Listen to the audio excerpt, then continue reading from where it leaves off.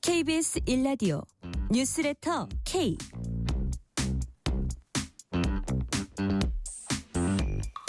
안녕하세요. 뉴스레터 K 진행하는 전종철입니다.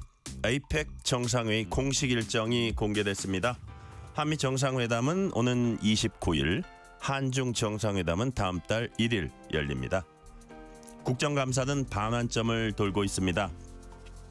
정청래 민주당 대표는 오세훈 서울시장과 명태균 씨 대면에 대해서 오세훈 끝났다라고 주장했습니다. 장동혁 국민의힘 대표와 오세훈 시장은 서울의 재정비 촉구 지역을 찾아서 내로남불하는 국토부 차관을 비롯한 관련 공무원들을 즉각 경질하는 게 정책 방향 전환의 시작이라고 주장했습니다. 여야 모두 벌써부터 내년 지방선거를 염두에 둔 행보를 시작한 모양새입니다. 정치 토크 코너에서 자세히 분석합니다. 인터뷰 코너에선 부동산 해법을 여야로부터 차례로 들어보는 시간. 오늘은 국민의힘 부동산 특위위원인 조은희 의원을 전화로 만나봅니다. 청취율 조사 기간입니다. 02로 시작되는 전화가 오면은 뉴스레터 K라고 대답해 주시면 감사하겠습니다. 방송 중에 사연 보내주시면은 추첨을 통해서 치킨 교환권 보내드릴 테니까요. 많은 참여 부탁드립니다. 뉴스레터 K 지금부터 시작합니다.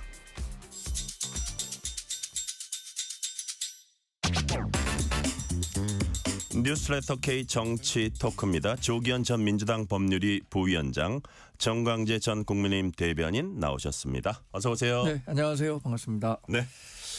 자, APEC 정상회의 이제 일주일 앞으로 다가왔습니다. APEC 정상회의 그 자체 회의도 회의지만 정말 우리가 아주 중요시하는 거는 양자 정상회담 아닐까 싶어요. 그래서 이재명 대통령이 오는 29일 트럼프 미국 대통령과 한미 정상회담. 네. 그다음에 다음 달 1일에 시진핑 주석과 한중 정상회담 같습니다. 무엇보다 초미의 관심은 2달 만에 열리는 한미 정상회담입니다. 그렇다면 이 한미 정상회담에서 어떤 의제들이 그 테이블에 올라갈 걸로 보시는지 정광재 대변인 어떻게 보세요?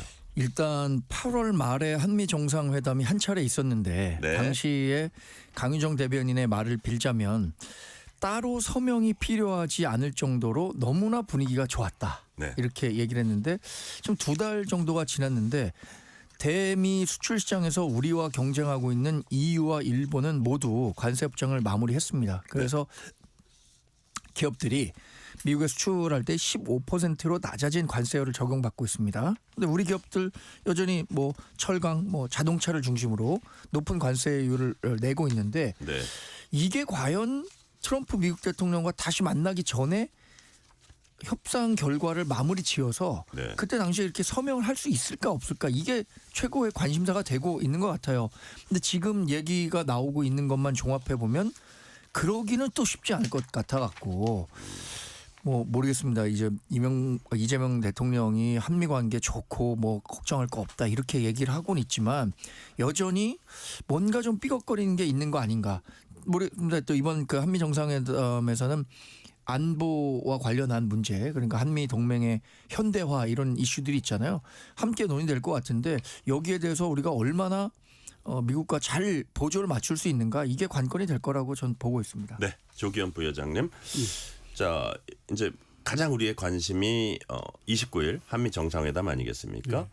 어떤 의제가 테이블에 올라갈 걸로 보시는지. 그다음에 의제 올라가는 것도 그렇지만 김용범 대통령실 정책시장이 정책실장이죠. 미국에서 귀국하는 길에 뭐 이런저런 걸 기자들이 물어봤더니 많은 부분의 이견 좁혔지만 쟁점 몇 가지는 남아있다 이렇게 얘기를 했거든요. 그래서 어떤 것들을 갖고 지금 막판 조율을 하고 있다고 보시는지. 뭐 결국에는 현금 투자 네. 규모하고 방식. 예, 투자 방식. 예. 이겠죠. 뭐 그 부분이 핵심이 아닌가 싶습니다. 지금 3,500억 불 중에 우리가 네. 실제 당장 뭐 트럼프 대통령이 얘기하는 수준을 감당할 수는 없기 때문에 결국 그 상황에 대해서 합리적 접근을 하고 있는 것 같기는 해요. 근데 여전히 미국의 요구는 강경해서 빠른 시기에 더 많은 이 현금 투자를 요구하고 있는 것으로 보여져서 우리가 감당할 수 있는 수준 정도로 이 의견을 좁혀가고 있는 것 같은데 아직 뭐 합의 단계 이런 것 같지는 않고 결국 한미 정상회담에서 지금 합의되지 않은 부분을 테이블에 올려서 그걸 정상이 결단하는 수준으로 갈 수 있을까? 그거는 쉽지 않아 보입니다. 왜냐하면 결단을 하려면 사실 우리는 뭐 내주는 상황이기 때문에 우리가 어떤 덜컥 내주는 결단을 할 수 없는 거고 결국 쟁점이 된 부분에 대해서 트럼프가 전격 수용하는 방식으로 해서 한미 관계에 어떤 성과를 내고자 한다면 그런 방식이 될 수 있을 텐데 사전에 이제 거기까지 조율되기는 쉽지는 않아 보여서 뭐 그 전에라도 한두 가지 쟁점으로 좁혀져 가고 있다고 하니 합의가 돼서 성과를 내면 좋겠지만 이제 그 문제는 그렇고 안보라든가 동맹 현대화라든가 계속 논의되고 있는 부분들이 있고 특히 트럼프가 방한하면 2017년도 그랬는데 그때 북미 관계가 최악의 상황으로 치닫고 있었을 때였어요. 근데 11월 달에 국빈 방문해서 우리 국회에서 연설도 하고 그 뒤로 북미 관계 또 북한과 우리와의 관계가 전격 해빙 국면으로 들어섰던 측면이 있습니다. 그래서 북핵 관련된 부분이라든가 북미 관계 이런 부분도 중요하게 다뤄주지 않을까 싶습니다. 네. 아까 김영범 실장 뭐 워딩도 아까 쟁점 몇 가지 남아있다 이 얘기도 있지만 에이펙 이전에 추가로 미국 측과 대면 협상할 시간은 없다. 이렇게 이제 설명을 해줬고요. 또 요거하고 뭐를 합해 보면 우리가 약간 유추할 수 있냐면 이재명 대통령 CNN 인터뷰 내용이 이제 공개가 됐는데 이재명 대통령이 합리적인 결과에 결국 이르게 될 것이다. 다만 조정 교정에 많은 시간과 노력이 필요할 것이다. 이렇게 얘기를 했거든요. 그러면 정광재 대변인 이건 어떻게 해석하십니까? 그래서 저는 이번 그 에이펙 계기로 이루어지는 2차 한미 정상회담에서 협정에 체결하는 일까지는 기대하기 좀 어려운 거 아닌가라는 뉘앙스를 품고 있다고 봐요. 근데 근본적으로 왜 그러면 지금 미국과의 관세 협정이 어려운가? 네. 이 부분과 관련해서 묻지 않을 수가 없을 것 같아요. 만약에 이 이재명 정권, 민주당 정권이 아니었다면 한미 관계가 이렇게 좀 삐걱거리는 모양새가 연출되지 않았을 거라고 저는 생각해요. 어떤 이유에서요? 미국의 전략적 가치에 한국이 충분히 부응하고 있다라고 한다면 충분히 미국에서 이거보다는 완화된 조건 뭐 이런 걸 제시했을 가능성도 좀 있다고 봅니다. 그러니까 과거 우리나라의 민주당 정권이 있었을 때 미국의 공화당 정부가 있었을 때 한미 관계가 상당히 불편했던 게 사실이거든요. 지금은 더군다나 이재명 대통령이 과거 민주당 대표 시절에 보였던 이른바 친중 외교 노선과 관련해서 미국 조야와 트럼프 미국 대통령이 의심하지 않는다고 보기 어렵거든요.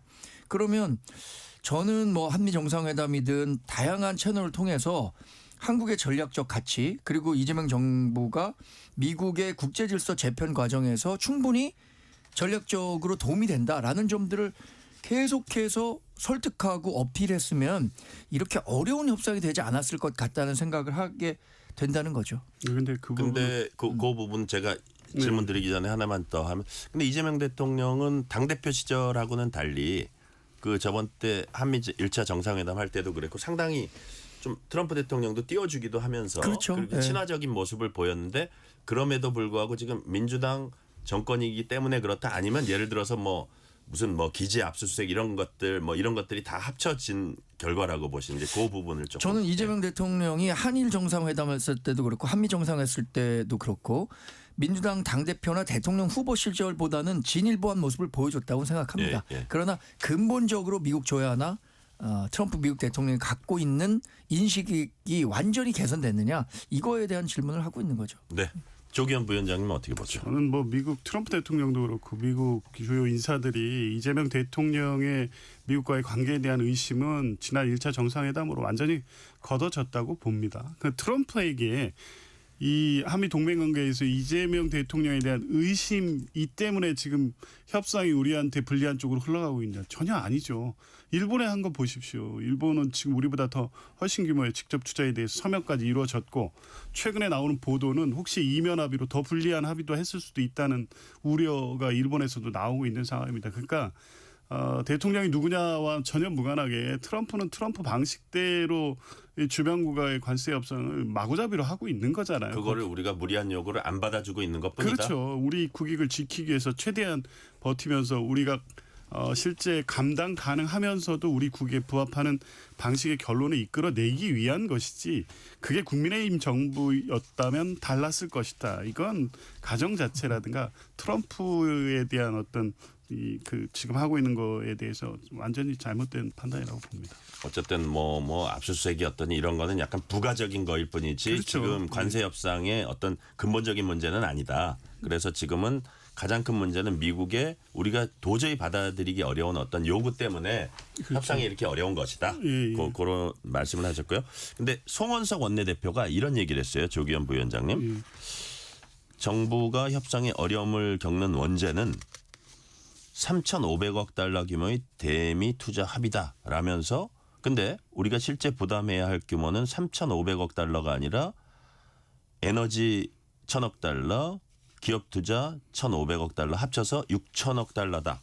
이거는 일본보다 더 많다. 외교 참사다. 이 주장은 어떻게 보세요? 그러니까 전형적으로 지금 일본 5,500억 불에 대해서 그걸 비교해가지고 숫자 가지고 지금 이렇게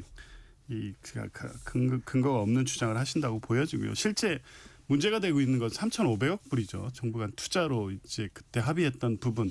일본도 마찬가지지 않습니다. 이 금액을 어떤 방식으로 투자할 것인가가 지금 최종 관건인 거지. 기업들이 한 투자라든가 에너지 관련 투자들은 이와 별개 테이블에서 다른 방식으로 협의가 되는 거고 이걸 정부가 다 안고 와서 하는 게 아니잖아요.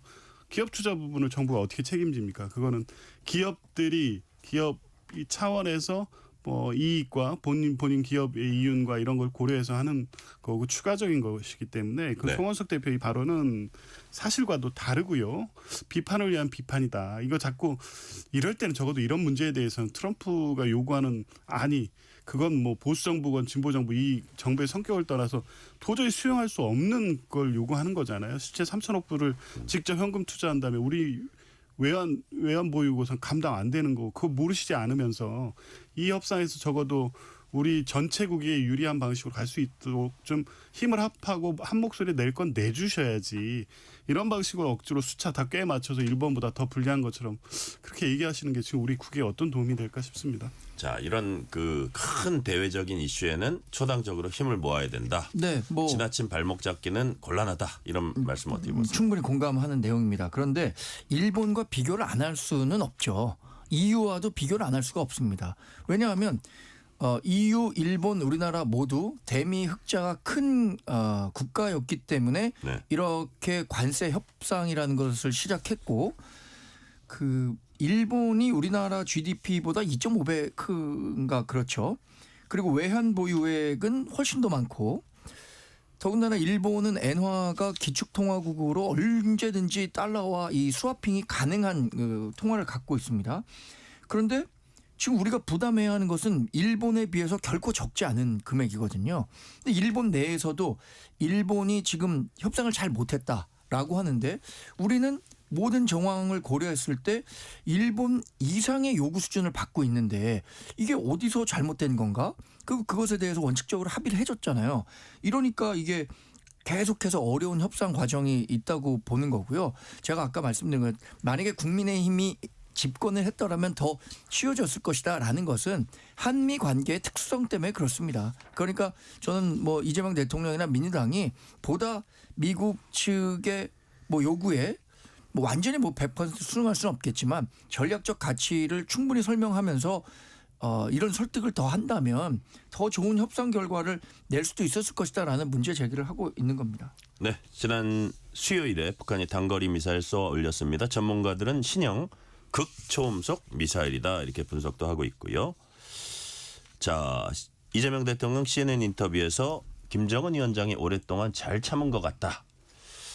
약간 뭐 상대방의 미사일 발사를 어떻게 우리 에이펙 앞두고 이런 거를 그냥 뭐 비난하기보다는 약간 뭐라 그럴까 반어법적으로 얘기한 게 아닌가 뭐 하는데 야당에서 또 비판도 좀 나왔습니다. 자, 그걸 떠나서 북미 정상의 깜짝 회동 가능성은 크지 않아 보이지만 성사되면 환영하고 적극 지원하겠다. 자, 어떻게 보십니까? 이 발언 어떻게 보시며 북미 정상회담의 깜짝 가능성 지금 좀 있다고 보세요, 조기현 부위원장님. 저 CNN 인터뷰 전문을 보면 네. 그거 그냥 외교적 수사죠. 네, 뭐 네. 북한 잘했다고 칭찬하는 겁니까? 잘 참아줘서 고맙다고 하는 얘기 아니죠. 북한 미사일 발사에 대해서는 정부든 민주당이든 그 즉각 비판 입장 낸 바 있고요. 이런 방식으로 무력 시위하는 거 부적절한데 북한은 늘 그래왔다는 거 알지 않습니까? 중요한 협상을 앞두고 있거나 북미 관계 개선을 요구하기 위해서 자신들에 대한 관심을 촉구하는 방식이 이런 미사일 발사라는 걸 다 알기 때문에 뭐 이번에 에이펙 회담을 앞두고 뭐 중미, 미중 뭐 한미 정상회담이 연쇄적으로 열리고 네. 이 아시아 전체 정세에 중대한 어떤 변화가 생길 수 있는 상황이기 때문에 이제 그런 부분을 강조해서 하는 과정에서 나온 말인데 굳이 이걸 또 북한 대변이라고 연결시켜가지고 이런 거 공감 못 받습니다 이제. 그리고 북미 간 정상회담이 있었으면 좋겠는데 네. 가능할지는 모르겠습니다. 어쨌든 북미 관계 개선을 통해서 한반도 긴장 완화 또 이게 한반도 비핵화를 위한 첫 시작은 어쨌든 북미 관계, 북미 정상 간의 만남에서부터 시작돼야 되는 거는 어쩔 수 없는 뭐 우리의 지금 상황이니까요. 네. 그런 거 고려하면 글쎄 뭐 판문점이나 그쪽에서 일종의 준비하는 분위기도 포착이 됐다고 하지만 실제 만남에 대한 합의까지 이런 것 같지는 않은데 뭐 트럼프 또 김정은의 어떤 스타일상 뭐 그 가능성이 1%라도 있다면 꼭 됐으면 좋겠습니다. 네. 정광재 대변인. 지금 분위기를 보니까 대통령은 오히려 이 가능성을 좀 낮게 보는 것 같은데 정동영 통일부 장관은 지금 거의 성사되는 것처럼 얘기를 하고 있어요. 뭐 일정 다 비워뒀고 지금 판문점 일대에 북한이 미화 작업을 하고 있고 사전 정지 작업을 하고 있는 것 아니냐. 그리고 가능성 크게 본다. 이렇게 적극적으로 해석한다라고 하는데 이 통일부 장관으로서 이게 지금 대통령의 이런 공식 발언과는 완전 배치되는 발언을 하고 있어서 뭐 어느 장단에 춤을 맞춰야 하나라는 생각이 들 정도로 지금 뭐 갈피를 잡기 어렵습니다. 그런데 분명한 것은 트럼프나 김정은이나 굉장히 예측 불가능성이 있다는 거고 네. 특히 트럼프는 쇼맨십이 굉장히 좋잖아요.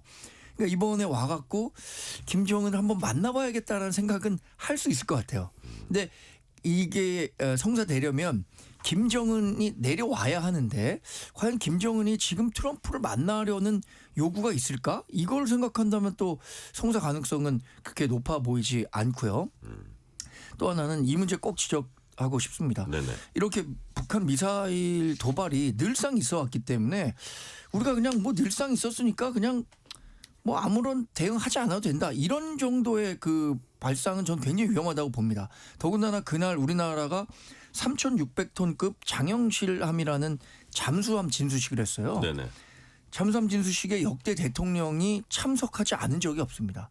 적어도 저는 이재명 대통령이 이것에 대해서 뭐 어떤 메시지를 내지 않았더라도 대화를 추진하는 건 좋습니다. 그러나 우리가 갖고 있는 기본적인 군사력에 대한 확신을 우리 군과 국민에게 심어줘야 한다는 생각은 갖고 있거든요. 그렇다면 북한 눈치 보는 것처럼 일으킬 수 있는 진수식 불참은 아주 부적절한 행보였다고 생각합니다. 진수식 불참 말씀을 하셨으니까 국방부 장관도 불참했더라고요. 특별한 배경이 있나요? 글쎄요, 뭐 특별한 이유는 있다고 보여지지는 않고요. 뭐 역대 뭐 참석했다는 뭐 관례 때문에 무조건 갔어야 된다. 그래서 안 갔으니까 안보에 소홀한 게 아니냐 이렇게 연결시켜서 비판할 문제는 아니라고 보고 지금 안보 관련해서 이 정부 들었는 지 뭐 4개월 됐지만 뭐 특별한 문제 있습니까? 오히려 안정적으로 잘 관리되고 있잖아요. 더군다나 이재명 정부 출범 직전에 군이 동원된 비상계엄 사태로 굉장히 혼란을 겪고 있었고 군 내부 질서도 굉장히 뭐 흔들린 상황이었지만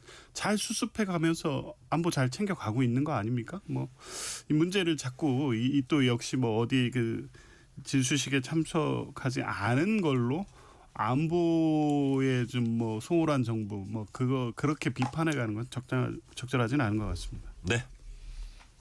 자, 주제를 바꿔볼게요. 어제 행안위 국감 오세훈 서울시장과 명태균 씨가 대면했습니다. 행안위 이제 서울시 국감이죠. 자, 명태균 씨는 큰 소리를 계속 냈어요. 7번 만났다. 나를 도와달라며 징징 울었다. 뭐 예를 들어서 나한테 그 아파트 한 채 주고 싶었다. 우리 와이프가 아파트 키 받아오라 그랬다. 뭐 이런 얘기들 쭉 했고요. 오세훈 시장은 기본적으로는 무대응 원칙에 가끔가다 한 번씩 웃음을 실소를 지었습니다. 자, 정광희 대변인. 예. 어저께 대면 어떻게 평가하십니까? 아주 재밌게 봤습니다. 예. 명태균 씨라는 분은 참 흥미로운 분 같아요.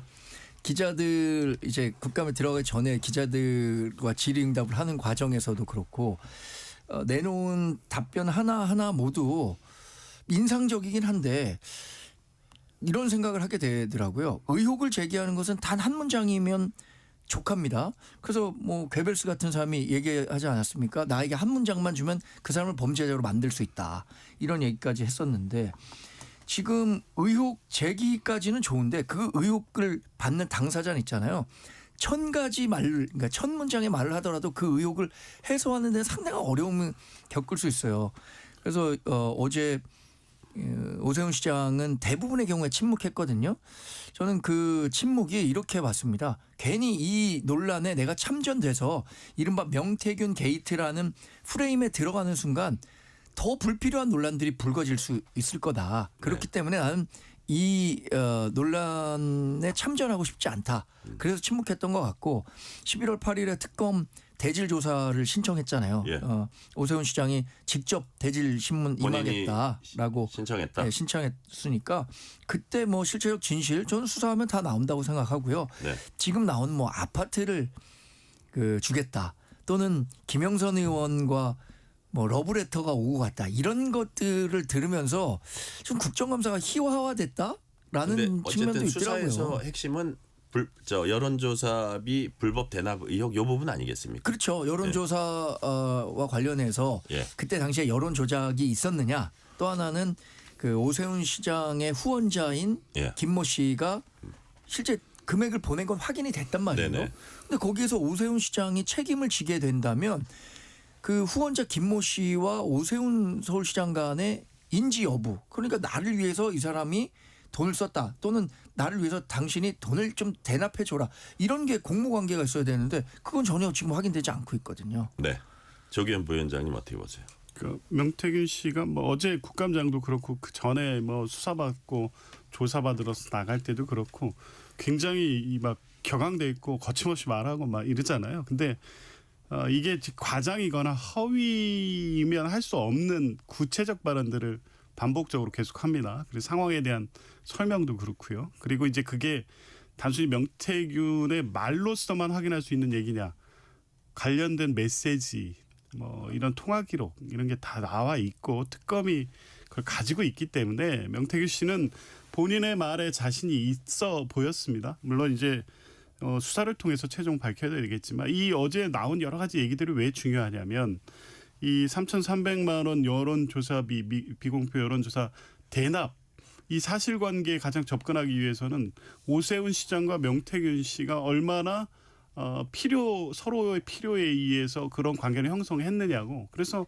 몇 번 어느 시점에 어떻게 만났는지 중요하니까 이런 내용들 설명하면 그 말에 신빙성이 실릴 수밖에 없죠. 한편에 이제 오세훈 시장 같은 경우에 어제 11월 8일 대지신문이 있다는 이유로 사실 거의 이제 답변을 안 했는데 네. 뭐 수사는 수사대로 받아야 되겠죠. 가서 잘 소명하고 대지신문 잘하면 되는데 오세훈 시장 내년에 유력하게 서울시장 국민의힘 후보로 가능성이 높잖아요. 그러면 본인이 자신이 있었다면 어제 그 공개된 자리에서 그렇게 대답을 회피할 일이 아니었습니다. 확실한 지금 다 명태균 씨가 다 거짓말한다는 거 아니에요? 그러면 몇 가지 핵심적인 핵심 포인트만 딱 찍어서 명태균의 저 말이 사실이 아니라는 걸 드러낼 수 있었다면 그거로도 충분했을 텐데 전부 다 이 수사 뒤로 숨는 것 같아요. 수사는 어차피 내용이 공개되지는 않으니까 그런 측면을 보면 오세훈 시장이 궁색한 처지에 몰려 있는 게 아닌가 싶은 생각이 들었습니다. 네, 정청래 민주당 대표는 어제 서울시 국감을 어떻게 평가했는지 정청래 대표 얘기 들어보시겠습니다. 어제 국감의 최고 하이라이트는 행안위 국감에서 오세훈 시장과 명태균 증인의 만남이었습니다. 명태균 증인은 당당했고 오세훈 시장은 11월 8일 특검 오세훈 명태균 대질 신문을 이유로 대부분의 질문을 회피했습니다. 제가 봐도 참 딱하고 옹졸했습니다. 오세훈 시장은 참 곤혹스러웠겠습니다. 오세훈 시장은 아마도 인생 최대의 위기이자 치욕스러운 날이었을 텐데요. 잠시 영상을 보시겠습니다. 어제 저 국감을 보고 있자니 오세훈은 끝났다. 오세훈은 참 어렵겠다. 웬만한 변호사를 사도 커버가 불가능하겠다라는 생각이 들었습니다. 다음 서울시장은커녕 정상적인 사회생활도 보장하기 어렵겠다는 생각이 들었습니다. 잘 이겨내시기 바랍니다. 네, 지금 정청래 대표 멘트를 보니까 오세훈 끝났다, 어렵겠다, 뭐 정상적인 사회생활도 어렵겠다, 뭐 시장은 고사하고 뭐 그런 얘기예요. 자, 근데 이렇게 한번 생각해 볼 수 있을 것 같아요, 정광규 대변인. 네. 예를 들어서 지금 오세훈 시장은 이제 결백 주장하지만 여튼 뭐 본인은 서로 자신들이 맞다고 하니까 그 진실은 나중에 이제 밝혀지는 거고. 어쨌든 당사자인 명태균 씨가 저렇게 전의를 불태우고 있고 또 하나의 주체가 있습니다. 누구냐? 민주당이에요. 예. 서울시 선거에 사활을 건 민주당이 있어요. 그래가지고 이게 어떻게 보면 오세훈 시장 입장에서는 본인이 뭐 큰 잘못이 있든 없든 그건 이제 나중에 검증을 해봐야겠지만 예. 만만치 않은 싸움이 될 수도 있을 것 같다는 생각이 드는데 예. 왜냐하면 민주당만 해도 서울시장에 막 목을 걸고 있는 그 잠재 후보들도 많고 다들 주목을 할 겁니다.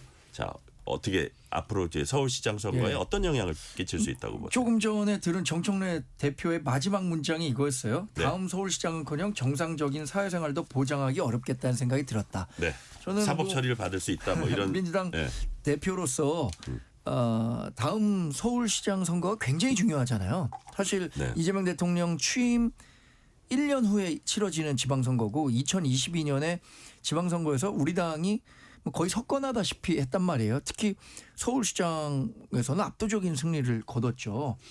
그러니까 취임 1년 만에 치러진 지방선거에서 반드시 서울 지역을 탈환하고 싶은데 지금 오세훈 시장의 기세만 놓고 본다면 이게 쉽지 않을 것 같다라는 생각을 하는 거고 명태균 게이트라는 레버리지 정치적 공세를 이용해서 서울시장 선거에서 이겨보겠다라는 생각을 같이 하고 있는 말이었다고 생각하는데 네. 명태균 증인이 당당했다라고 평가를 했습니다. 그런데 당당한 것과 소리를 크게 지르는 것은 전 차이가 있다고 봐요. 소리 크게 지르는 게 당당한 건 아니죠. 명태균 씨가 어제 뭐 굉장히 뭐 거친 말도 해가면서 오세훈 서울시장에게 여러 공세를 했는데 저는 오세훈 서울시장의 반응 표정 이런 거에서 오히려 당당한 걸 봤습니다. 그러니까 여기서 뭐라 그러든 간에 나는 그것과 상관없다라는 어떤 자신감 같은 것도 표정에서 읽힐 수 있었던 건 아닌가. 이 해관이 국정감사를 본 서울 시민들이 평가할 겁니다. 네, 조기현 부위원장님, 아까는 이게 얘기한 거하고 좀 관련은 되기는 하는데 어쨌든 이 명태균 이슈가 앞으로 내년 서울시장 선거 이런 부분에 변수가 될 수 있다고 보세요? 뭐 그렇죠. 중요한 건 이제 수사 결과일 텐데요. 그렇죠. 어떻게 진행되냐에 따라서. 예. 어제 국감 뭐 상황 같은 거 굳이 이후에 뭐 수사 결과에 따라서 달라지겠지만 이걸 소재로 붙잡고 오세훈 시장을 굳이 공격하지 않더라도 어제 국감장에서 보여진 장면만으로 트롯이 오세훈 시장에 대한 서울 시민의 평가, 의문, 물음표가 더 더해진 건 분명하죠. 그 외에 여러 가지 요새 한강버스라든가 또 부동산 대책과 관련해서 여기 서울 시민 불안감들이 있는데 거기에 또 토어제 그 강남 지역 해제로 불씨를 지핀 부분도 있고 실제 이 오세훈 시장이 지금 서울시장 현직 시장으로서 제대로 시정을 펼치고 있느냐에 대해서 그 자체만으로도 이제 평가가 뭐 인색한 평가가 나올 수 있고 교체 요구가 더 커질 수밖에 없다고 보고요. 그 안에서 명태균 씨와 관련된 수사 결과가 상당히 중요한 영향을 미치겠죠. 그런데 오세훈 시장은 아마 3,300만 원은 본인과의 관계라든가 이걸 끊어내는 방식의 진술을 통해서 법적 책임만 면하면 아무 문제 없이 오히려 이제 그게 역공의 소재로 삼을 수 있겠다 이렇게 생각하는데 오세훈 시장은 명태균 씨 의혹 아니더라도 서울 시민들이 과연 시장으로 다시 뽑아서 시정을 맡겨도 되겠다, 맡겨야겠다 이렇게 생각 안 할 것 같아요. 네, 서울 시민들은 오세훈 시장에게 시정을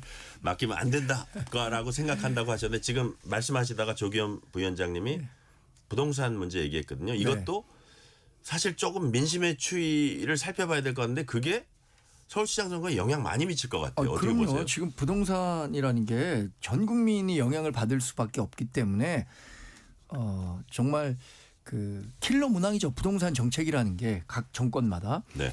근데 세간에 이런 말이 있더라고요. 우리 국민의힘 보수 정당은 탄핵으로 정권 뺏기고 진보 정당 그러니까 민주당은 부동산으로 정권 뺏긴다. 지금 수차례 정권이 왔다 갔다 하는 과정에서 공통점이 그거예요. 우리는 박근혜, 윤석열 두 전직 대통령이 탄핵되면서 비정상적인 주기에 따라서 선거가 있었고 그때 다 졌습니다. 그런데 노무현 전 대통령과 문재인 전 대통령은 정상적인 그 임기를 마쳤음에도 불구하고 부동산 문제를 잡지 못했기 때문에 이 정권을 내줄 수밖에 없었던 거예요. 그 정도로 그 유권자에게 상당한 휘발성이 있는 게 부동산 정책인데 지금 부동산 정책 민주당식 접근으로는 부동산 문제를 풀 수 없을 것이라는 게 그 부동산 시장 전문가 100명이면 100명 똑같이 얘기를 하고 있습니다. 물론 내년 뭐 서울시장까지 시간이 있지만 뭐 지금 뭐 정청래 민주당 대표나 민주당이 이렇게 굉장히 어려운 모습을 보이는 것은 서울시장 선거를 자신할 수 없기 때문에 이렇게 하는 거 아닌가요? 서울시장 선거 네. 자신하고 계신가요? 자, 조기현 부위원장님 말씀도 들어야 될 것 같아요. 뒤에 우리가 부동산 얘기를 하긴 하겠지만 예. 이제 여당 그 정부 여당 부동산을 비판하셨으니까 조기현 부위원장님. 부동산 대책 발표 이후에 뭐 민주당에서는 뭐 고유주책이다. 지금 불가피한 규제책을 쓸 수밖에 없는 상황이다. 이렇게 얘기할 정도로 힘든 상황인 건 분명하고 말씀하신 대로 역대 정부에서 부동산 가격 안정화를 위한 정책을 썼음에도 불구하고 서울 집값이 계속 상승해 오고 있었기 때문에 아픈 부분인 것도 분명히 있죠. 근데 저는 이번에는 뭐 분명 다르다고 봅니다. 규제 강도도 그렇고 실제 그 이후에 이루어지는 공급 대책 그리고 이제 뭐 세제 관련된 논의가 어떻게 본격화될지는 모르겠습니다만 이재명 대통령께서 쓸 수 있는 모든 수단을 강구하겠다는 거면 여론에 밀려서 적당히 또 바꾸고 수정하고 땜질 처방 이런 거 안 하겠다는 거거든요. 확고하게 정책 목표에 맞춰서 부동산 가격 안정화하고 네. 공급을 통해서 청년과 서민층의 안정적 이 거주 환경을 마련하겠다는 목표를 이번에 꼭 달성하겠다는 거고 뭐 어떻게 보면 다른 여러 중요한 부분도 있지만 정치 정권의 굉장히 중요한 이슈인 건 분명하기 때문에요. 다만 네. 정책의 타당성과 별개로 이상경 차관 등이 발언 문제가 지금 부각되고 있을 뿐이지 실제 정책은 불안감을 느끼는 시민들도 있지만 서울 집값을 계속 올라가야 되고 그걸 기대하기 때문에 이 정부의 이번 정책은 문제가 있다. 동의할 수 없다. 이렇게 생각하는 서울 시민들보다는 안정화시켜서 네. 내가 정말 내 집 마련의 꿈을 실현시킬 수 있는 정책을 펴달라고 요구하는 분들이 더 많을 것이다. 저는 그렇게 봅니다. 네. 실시간 교통 상황 알아보겠습니다. 라디오 교통정보센터 유하영 리포터 나와주세요. 네, 이 시각 교통정보입니다. 금요일인 만큼 퇴근길 정체가 길게 이어지고 있습니다. 이 시각 서울 시내도로는 올림픽대로 공항 쪽으로 잠실대교에서 가양대교까지 긴 구간 답답하고요. 1시간 35분 이상 걸리고 있습니다. 반대 하남 쪽으로는 노량진 수산시장에서 암사대교까지 막힙니다. 강변북로 구리 방향은 마포대교에서 구리시계까지 밀립니다. 고속도로는 서울 양양고속도로 서울 쪽으로 남양주요금소에서 강해까지 정체고요. 경부고속도로 서울 방향 판교 3차로에서 사고 났습니다. 이후로 달래내에서 반포까지 정체고요. 반대 부산 쪽으론 신갈분기점에서 수원까지 밀리고 더 가서 천안부터 목천까지 정체입니다. 이후로도 주감휴게소에서 회덕분기점까지 밀리고요. 수도권 제일순환고속도로 일산에서 판교 가는 길, 일산에서 송내까지 긴 구간 정체입니다. KBS 교통정보센터였습니다. 퇴근길, 당신과 함께 읽는 세상 이야기. KBS 1라디오 뉴스레터 K. 문자 샵 9730, 짧은 문자 50원, 긴 문자 100원. 어플리케이션 콩은 무료. 유튜브 KBS 1라디오 계정 채팅창도 열려 있습니다. KBS 1라디오 뉴스레터 K 정치 토크입니다. 조기현 전 민주당 법률위 부위원장, 정광재 전 국민의힘 대변인과 얘기 나누고 있습니다. 자, 이번 주가 이제 국감 2주차로 반환점 이제 돌고 있습니다. 정청래 민주당 대표 법사위 국감에서 상부 외압을 주장한 문지석 검사 사례를 거론하면서 법 왜곡죄 도입 언급했습니다. 일단 문지석 검사 사례 어떤 건지 조기현 부위원장님, 요거는 어떤 문제가 있는 겁니까? 그 쿠팡 자회사에 대해서 그 회사가 취업 규칙을 일방적으로 변경을 해서 네. 퇴직금 지급 요건을 불리하게 변경을 하고 그리고 지급하지 않은 사건입니다. 이게 네. 쭉 이제 이 고발이 들어와서 수사를 하다 보니 이제 담당 부장검사가 문지석 부장이었는데 네. 이거 누가 봐도 기소 의견으로 올라왔고 기소할 수밖에 없는 사건인데 외압이 들어오기 시작한 거죠. 당시 어미준 부산지청장이 문지석 이 부장을 배제하고 실제 담당 수사검사 부산지청장, 부천지청장, 부천지청장. 부천지청에서 있었던 일이죠. 그러니까 직접 이 수사검사한테 가이드라인을 줘서 무혐의 처분을 한 겁니다. 그거에 예. 대해서 계속 내부적으로 저항하고 문제 제기하고 대검에도 의견을 내고 했지만 완전히 다 배제돼 버린 거죠. 그러니까 이 사건은 누가 봐도 이거 근로기준법상 이 퇴직금 안 주기 위해서 취업규칙을 불리하게 변경한 거기 때문에 당연히 기소됐어야 될 사건인데 이제 그 외압에 의해서 수사가 이렇게 무혐의 처리된 것. 근데 물론 그 어미중 청장이 왜 이제 그런 그 무리한 결정을 하고 외압을 행사했는지에 대한 다른 배경까지는 일단 차치하고라도 수사 자체에서도 이거는 분명히 문제가 있는 거였고요. 이게 국감장에서 문지석 검사 부장의 본인은 또 강력히 반박하더라고요. 그 어미준 예, 예. 당연히 그러겠죠. 네, 그거 네. 뭐 원칙에 따라 수사했다고 그러는데 당연히 부장 통해서 이 차장 그리고 지청장 대검까지 올라가는 구조인데 기소해야 된다는 부장을 완전히 배제시키고 가이드라인 줘서 수사검사가 무혐의로 했다는 내용을 문자 메시지로 다 확인했다고 하면 기소하지 않기 위해서 수사를 다 왜곡해버린 거죠. 자, 정광재 대변인님, 예. 일단은 그 국감장에서 어떻게 보면 일종의 폭로를 한 건데, 근데 또 묘한 게 최근에 이제 국감장에도 좀 문제를 삼은 여당이 문제를 삼은 검사가 그 박상영 검사라고 있잖아요. 네네. 예를 들어서 대북송금 이화영 무슨 네, 뭐 이화영. 술을 먹였냐 안 먹였냐 네. 연어를 먹였냐. 그 어미준 검사는 보니까 또 역시 이재명 대통령 수사를 했던 사람이에요. 그래서 맞습니다. 우연의 일치입니까? 어떻게 보세요? 글쎄 모르겠습니다. 이 우연의 일치인지 아니면 뭐 다른 정치적 목적이 있는 건지 뭐 지금으로서는 제가 단언해서 말씀드릴 수는 어쨌든 없지만 어미준 네. 검사 지청장도 본인이 진짜로 압력을 행사했다면 책임은 뭐 져야 될 그렇겠죠. 문제고. 지금 예. 뭐 법무부가 상설특검을 통해서 쿠팡 이 사안과 관련한 네네. 것 또 관봉권 띠지 분실 사건과 관련해서 상설특검 그 동원하겠다 가동시키겠다라고 했으니까 저는 수사가 필요하다고 봅니다. 그런데 지금까지 얘기되고 있는 것은 분명하게 의견 엇갈리는 것 같아요. 문제를 제기한 문지석 부장검사와 엄검사 사이에 이견이 있고 또 쿠팡 이 CFS 쿠팡 풀필먼트 서비스인가요?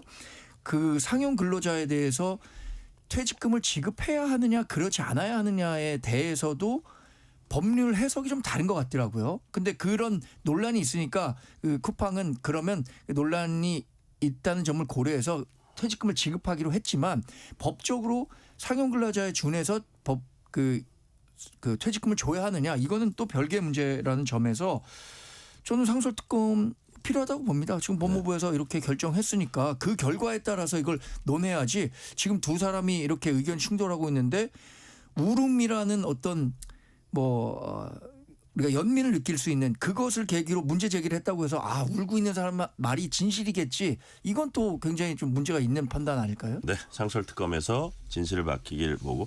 근데 정청래 대표는 이 사건 언급하면서 법 왜곡죄 도입 필요하다고 주장했습니다. 요거는 시간 관계상 짧게 법 왜곡죄 좀 무리가 있는 법 아닙니까? 어떻게 평가하세요, 조기현 부위원장님? 이런 사안이 있을 때 검찰이 누굴 봐주기 위해서 네.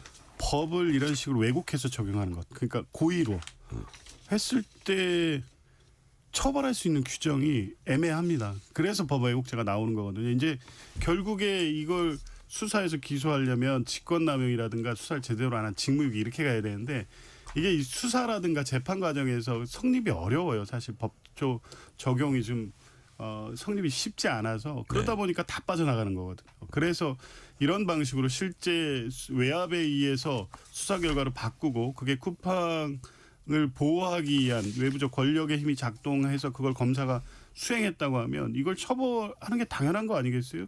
네. 검찰의 수사가 이렇게 흘러간다면 국민들이 어떻게 수사기관을 신뢰하겠습니까? 이걸 처벌하기 위한 조건 필요하다고 보는. 정광재 대변인. 근데 검사가 이렇게 고의로 법을 왜곡해서 적용하고 누구는 마음대로 풀어주고 누구는 마음대로 잡겠다라고 하는 게 용인이 되나요? 지금 그거 막겠다고 공수처도 만들었고 검사에 대한 탄핵 제도도 운영되고 있고 이런데 이걸 꼭 뭐 법 왜곡죄라는 것을 도입해갖고 이게 본인들에게 불리한 법 적용을 하면 법 왜곡죄 적용해갖고 문제 삼고 그렇지 않은 경우 그러니까 본인들이 선호하는 쪽으로 가면은 아무 문제 되지도 않고 이렇게 악용될 수 있는 거 아닌가요? 네. 주제를 바꿔봅니다. 국민의힘 정부의 11호 부동산 대책과 주요 정책 위반자들의 이른바 내로남불을 지적하고 있습니다. 자, 이상경 국토부 1차관 대국민 사과를 두고도 2분짜리 사과로 국민 우롱하고 있다. 거치 판단하라. 뭐 이렇게 주장했습니다. 조기현 부위원장님. 예. 사태를 심각하게 고려하는 게 맞다고 보세요. 뭐 저는 그 단계까지 갔다고 봅니다. 그래요? 예. 네. 발언 자체도 매우 부적절했고요.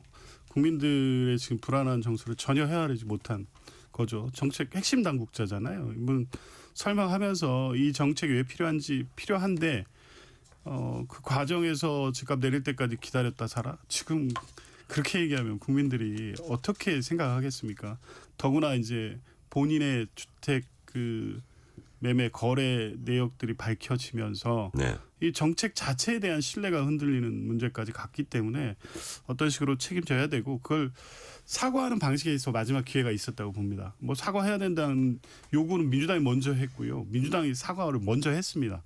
그랬다고 하면 뭐 좀 늦은 사과라고 하더라도 일방적으로 유튜브 영상 찍어서 올릴 게 아니라 기자들 앞에 나와서 이 취지를 설명하고 잘못된 부분에서 뭐 담백하게 사과하고 더 중요한 거는 이 정책이 성공할 수 있도록 담당자로서 최선을 다하겠다 믿고 함께 해달라 뭐 이렇게 설득을 하고 매도 맞고 이렇게 사과를 했어야 네. 그나마 한 번쯤 어쨌든 이 정책을 수립하는 핵심 당사자이기 때문에 맡겨서 정책이 실패하지 않도록 해야 되겠다라는 여론이 좀 있을 텐데 사과 방식도 문제여서요. 이제 어쨌든 이상경 차관을 비판하는 문제와 이걸 매개로 해서 11호 대책, 6.27 대책부터 시작한 부동산 대책 전부를 실패로 규정하고 이건 완전히 다른 차원의 문제라고 봅니다. 11호 대책은 필요하고 지금 불가피한 대책이고 추가적으로 다른 대책을 통해서 서민, 청년의 주거 안정을 위해서 꼭 필요한 정책이었다는 부분 이 본질이 훼손돼서는 안 된다고 봅니다. 네. 자, 시간 관계상 좀 다음 질문으로 넘어갈게요. 민심이 요동치는 조짐을 보이자 여당은 재건축 초과이익 환수제 완화 혹은 폐지할 수 있다는 그 입장도 내보였습니다. 그러자 국민의힘 말이 나온 김에 빨리 협의하자고 여당에 제안했습니다. 김도읍 국민의힘 정책위 의장 얘기 들어보시겠습니다. 조세정의의 기본 원칙은 실현된 이익에 대해서만 과세한다는 것입니다. 그런데 제초하는 아직 실현되지도 않은 즉 가상의 미실현 이익에 세금을 부과하는 제도입니다. 이 때문에 헌법상 재산권 침해 소지가 있고 재개발, 재건축 사업을 가로막는 대표적인 규제였습니다. 실제로 집 한 채 가진 주민이 재건축으로 새 아파트에 입주하자마자 추가로 세금을 납부해야 하는 기이한 상황이 벌어졌습니다. 가진 현금이 없다면 대출까지 받아 세금을 내야 하는 현실, 이것이 바로 재건축 초과이익 환수제의 모순입니다. 더불어민주당에 제안합니다. 이미 국민의힘 김원혜 의원이 제초한 전면 폐지 법안을 대표 발의해 놓았습니다. 이번 정기국회에서 제초한 폐지 법안을 여야 합의로 신속히 처리합시다. 네. 재건축 초과이익 환수제 제초한. 조기현 부위원장님. 네. 이거를 뭐 완화 폐지 카드까지 내걸어도 이건 어떻게 되는 게 맞다고 보세요? 일단 규제만으로는 성공할 수 없고 결국에 공급인데 예. 공급 대책의 실효성을 이제 막고 있는 게 이게 아니냐는 문제 제기가 한편에 있었죠. 네네. 지금 비상한 상황이기 때문에 비상한 대응을 해야 되고 논의 검토 필요성이 있다는 얘기가 민주당 안에서 나오고 있습니다. 다만 이제 아직 TF 차원 또 국토위 차원에서 공식적 논의를 통해서 입장을 정리한 건 아니지만 민주당 안에서도 논의를 해야 된다는 분위기가 형성되고 있습니다. 적극 검토할 뭐 필요성은 있어 보인다. 정광희 대변인. 처음부터 이 수요만 눌러갖고 아파트 값을 잡겠다 또는 세금으로 아파트를 잡겠다라는 것은 진단과 처방 모두 잘못된 겁니다. 공급 증대 없이 그리고 또 아파트 가격의 급등이 있지 않을 것이기 때문에 이 수요를 분산시켜 놓는 조치 없이 아파트 값을 잡는다는 건 불가능하거든요. 그런 가운데 가장 공급 측면에서 그 규제 요인으로 작용했던 게 이 재건축 초과이익 환수제예요. 이건 위헌 논란도 있었기 때문에 빨리 민주당도 문제점을 알고 있다면 사실 민주당 지금 마음만 먹으면 이거 국민의힘과 협의해 갖고 내일이라도 처리할 수 있는 거거든요. 빨리 해서 공급 측면에서도 충분한 안심 신호를 줘야 한다라고 생각합니다. 네. 최혜병 특검이 이종섭 전 국방장관, 임성근 전 사단장, 김기환 전 해병사령관 등 무더기 구속영장 신청했는데 법원이 임성근 전 사단장 구속영장 발부했고요. 이종섭, 김계환 등 5명에 대한 영장 기각됐습니다. 자, 임성근 전 사단장 수중수색 강요했다는 혐의 등 받고 있고 사실 이 사건의 핵심은 외압 의혹인데 외압 의혹 받는 이종섭, 김계환 등 구속영장 기각. 조기현 부위원장님 어떻게 평가하세요? 일단 그 기각이 좀 사유가 납득이 안 됐습니다. 그래요? 그러니까 결국에 이제 임성근 사단장은 업무상 과실치사 군형법상 명령 위반 혐의니까 이건 뭐 인정될 거라고 당연히 봤고요. 뭐 증거인멸 우려도 있고 뭐 당연한 건데 나머지 특히 이종섭 장관 등은 외압과 관련돼서는 네. 그 관련돼서 이 혐의 사실에 부합하는 여러 증거들이 다 나오고 있음에도 불구하고 전면 부인하고 있고 다른 이 공범들과 말을 맞추거나 할 가능성이 매우 높고 실제 그런 정황들도 확인이 됐기 때문에 증거인멸 우려도 매우 높거든요. 근데 이번에 기각 사유로서 사실관계는 확인이 됐지만 법리적 다툼의 여지. 그러니까 이게 직권남용죄가 성립될 수 있느냐를 이 본안에서 다툴 여지가 있기 때문에 방어권 보장 차원이다 이런 취지인데 저는 이런 사건에서 요 정도 비중이 있고 실제 사망사고와 연결된 사건인데 이거를 증거인멸 우려가 있음에도 불구하고 다툼의 여지가 있다는 이유로 기각한 건 저는 납득이 안 됩니다. 이게 이제 어떻게 보면 윤석열 전 대통령까지 가기 위해서 그 중간에 뭐 김계환, 이종섭 요 부분의 연결고리를 이제 찾으려고 할 텐데 수사 동력에 이제 차질이 있지 않을까 뭐 이런 관측도 나오거든요. 정광재 대변인 보시기엔 이번 영장 기각 어떻게 보세요? 그렇죠. 이게 그 최상병 사건과 관련해서 정말 외압이 있었느냐 없었느냐가 특검이 규명해야 할 가장 중요한 목표였거든요. 네. 사실 임성근 전 사단장의 구속 여부와는 별도로 외압의 유무 이게 그 가장 중요한 포인트라고 생각하는데 일단 임성근 전 사단장은 구속됐지만 외압에 가장 영향을 많이 줬을 거라고 판단되는 이종섭 전 장관 네. 이분 사실관계는 소명됐다 그랬어요. 근데 그것을 법리적으로 따져볼 대목이 있다고 생각했는데 이게 과연 법적으로 처벌 가능한 한 범행이냐 이런 부분에 대해서 아마 판사분도 그 고민을 했었던 것 같고요. 지금 최상병 특검과 관련해서는 유일한 성과는 사실 임성근 전 사단장에 대한 구속이 아니라 윤석열 전 대통령의 경로가 있었느냐 없었느냐. 사실 그 전에도 뭐 경로 때문에 시작됐던 건 아니냐는 언론 보도를 많이 있었지만 구체적인 진술을 통해서 확보된 건 이 특검 수사였거든요. 네. 그거밖엔 지금 없는 거예요. 네. 자, 시간이 한 뭐 1분 반 정도 남았으니까 짤막하게 하나 마지막 질문 드릴게요. 야당으로부터 좀 독단적으로 상임위를 운영한다 이런 비판을 받아온 추미애 법사위원장과 최민희 과방위원장이 국감에서 본인의 가족 관련된 문제로 야당의 또 공격을 받는 그런 풍경이 있습니다. 예를 들어서 추미애 위원장 아들 군복무 특혜 의혹 사건 수사 완전 마무리 안 됐는데 왜 외국 갔냐 데려와서 수사해라 뭐 이렇게 주장하는 국민의힘 의원들도 있고 최민희 과방위원장 국감기간 국회에서 딸 결혼식 한 데 대해선 피감기관으로부터 축의금 받았으면 그거 토해내라. 그랬더니 민주당에서 지금 이게 위원장 국감이냐 이러고 이제 반박도 했는데 이런 풍경은 어떻게 조기현 부위원장님 어떻게 보세요? 가족은 건드리지 말아야죠. 그리고 이제 그 문제를 떠나서 추미애 이 위원장 아들 관련돼 지금 몇 년 됐습니까? 한 5년 지났을 겁니다. 그러니까 이 추미애 법무부 장관의 검찰 개혁 그 법무부 장관 재직 시절 당시 어떤 문제를 가지고 아들을 타겟으로 해서 끝까지 이렇게 지금 괴롭히는 겁니다. 이거 심하다. 그러면 지금 국감장에서 또 거론해서 그러면 외국도 못 나가고 이 수사 끝날 때까지 10년이고 계속 대기하면서 수사 기다리라는 얘기입니까? 표적 수사고요. 보복성 수사였고요. 네. 최민희 의원 관련해서도 뭐 결혼식 관련해서 해명이 어느 정도 됐잖아요. 이거 자꾸 국감장에서 국정과 관련된 감사를 해야 된다는 취지에 반하게 자꾸 정치 공세만 하는 거는 좋아 보이지는 않습니다. 네, 정광희 대변인 짤막하게. 네, 뭐 추미애 의원 아들 수사가 전 아직도 종결 안 됐는지 몰랐는데, 야 정말 수사 지연이 무슨 이유 때문인지 언제부터 시작됐는지 이거에 대해서 좀 살펴볼 필요가 있다고 생각하고 빨리 종결 지어야죠. 그렇지 않다고 지금 해외에 나가 있는데 이것도 특혜 아닌가라는 생각 지울 수가 없다는 측면에서 아쉽고, 최민희 의원 같은 경우에도 사실 이런 논란을 스스로 일으키면 안 됐었고요. 이런 논란이 일었다면 정말 국민 앞에 그냥 진솔하게 사과하면 될 일인데 난 알지도 못했다. 양자역학 공부하냐고 몰랐다. 이런 정도의 사과로는 부족하다고 생각합니다. 네, 여기까지 말씀 듣겠습니다. 지금까지 조기현 부위원장, 정광재 대변인이었습니다. 말씀 감사합니다. 고맙습니다. 고맙습니다. 뉴스레터 K 1부 마치고 2부가 이어집니다.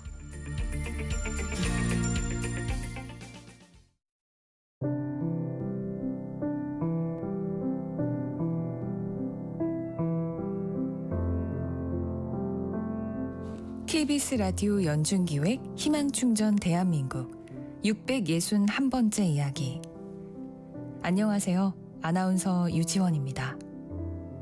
12살 슬기는 선천성 단장 증후군을 앓고 있습니다. 24시간 배에 차고 있는 장루 주머니는 슬기에겐 떼어낼 수 없는 무거운 짐이 되었는데요. 학교에 있을 때도 주머니를 비우는 일은 오롯이 슬기 혼자서 감당해야만 합니다. 얼마 전엔 카테터 감염과 폐혈증으로 중환자실에 실려가 위태로운 고비를 넘겼던 슬기. 입원으로 인한 결석이 잦아지면서 학습은 점점 뒤처졌고 이제는 지적장애가 의심된다는 진단까지 받았습니다. 아빠 홀로 일하며 슬기를 돌보느라 생활비와 치료비는 부족하기만 한 상황. 앞으로의 시간들이 막막하기만 합니다. 힘겨운 현실 속 두 손을 잡고 있는 아빠와 슬기를 위해 여러분이 용기와 희망을 보내주세요. 여러분의 따뜻한 손길이 희망의 빛이 됩니다. ARS 060-700-1580 060-700-1580 한 통화 3,000원으로 희망을 선물해주세요. KBS 라디오 연중기획 희망충전 대한민국은 초록우산 어린이재단, 인탑스 주식회사, 그리고 청취자 여러분과 함께합니다. ARS 060-700-1580 한 통화 3,000원입니다.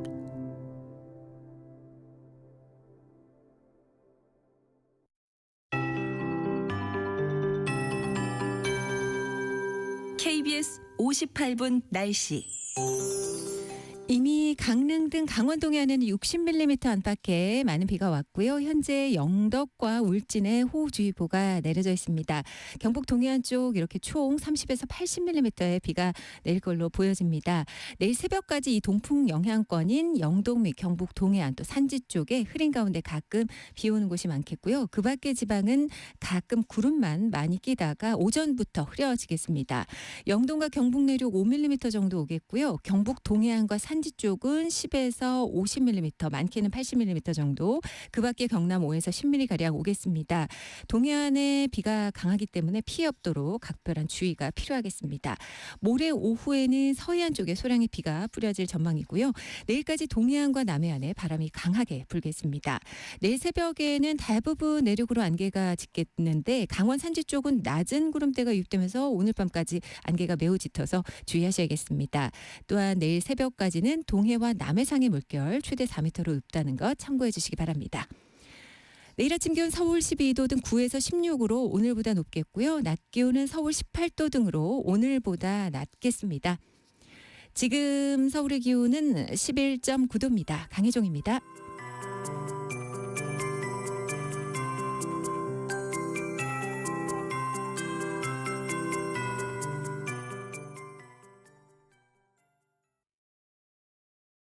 정성을 다하는 국민의 방송 KBS가 6시를 알려드립니다.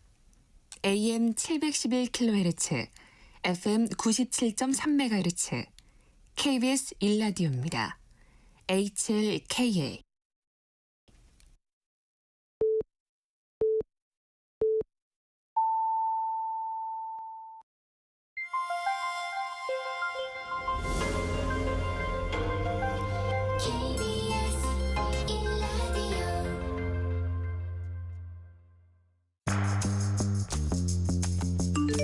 여러분은 지금 퇴근길 시사편지 한 장 KBS 1라디오 뉴스레터 K를 듣고 계십니다.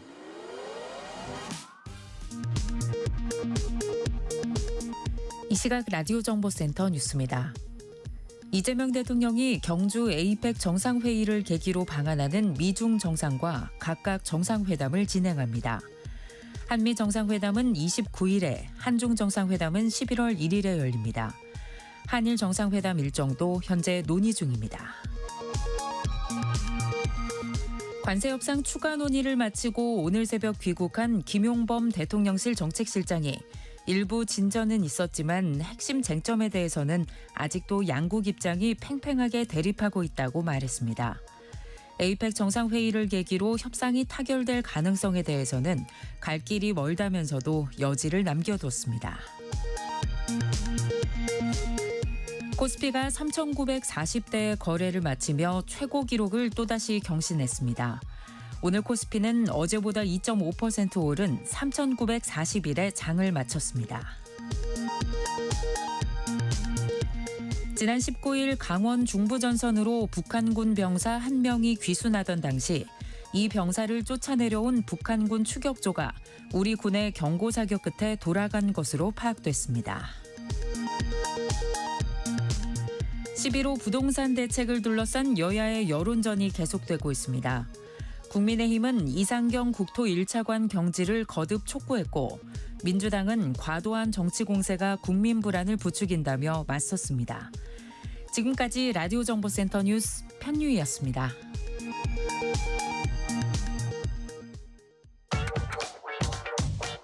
뉴스의 진수를 보여주는 인터뷰.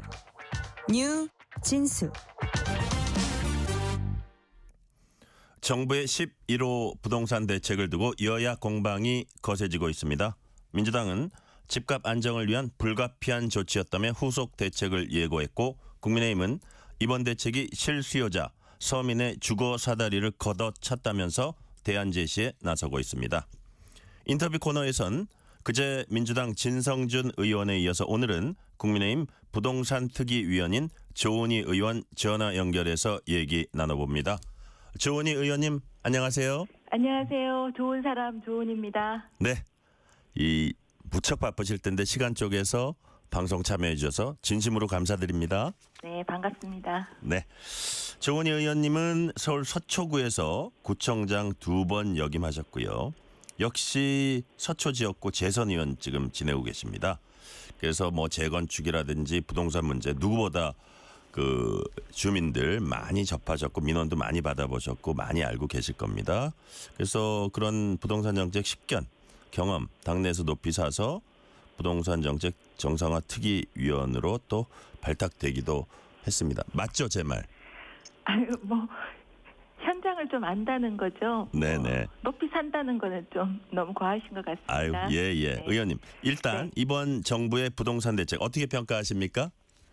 현금 부자 천국, 청년 서민 세입자 지옥에 빠뜨리는 문재명의 31번째 엉터리 부동산 정책 이렇게 진단하고 싶습니다. 아, 그래요? 네. 예를 들어서 집값이 아주 좀 불안하다 이래가지고 집값을 잡아야 한다는 필요성은 있지 않았습니까? 있죠. 네. 그런데 그 방법이 틀렸습니다. 왜냐하면 제가 왜 문재명 정부라 그러냐면 네네. 문재인 정부 시즌2 같거든요. 그래서 문재인 정부도 28번의 정책의 중심이 뭐냐면 부동산의 주택 공급은 정부가 해야 된다. 네. 그리고 민간은 수요를 옥죄고 네. 대출을 규제하고 근데 그게 똑같이 이재명 정부가 지금 3번째 했는데요. 네. 주택 공급 정책은 문재인 정부 걸 그냥 재탕을 하고 이제는 서울 전체를 묶어버렸어요. 그냥 네. 너무 쉽게. 그래서 31번째 문재인 이재명 정부를 합친 네. 문재명 정부의 31번째 정책이다. 이렇게 말씀드립니다. 여러 차례 시행착오가 있었는데 왜 비슷한 모습을 띠나 그런 생각은 혹시 좀 해보셨습니까? 이게 철학인 것 같아요. 철학. 제가 말씀드린 것처럼 네.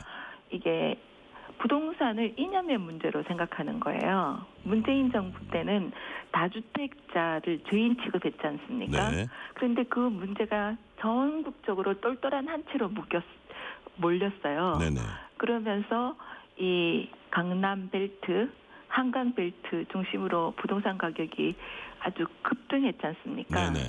그런데 이 잡겠다 하는데 그 방법이 국민의 3분의 1을 토호제로 묶어버려요. 네.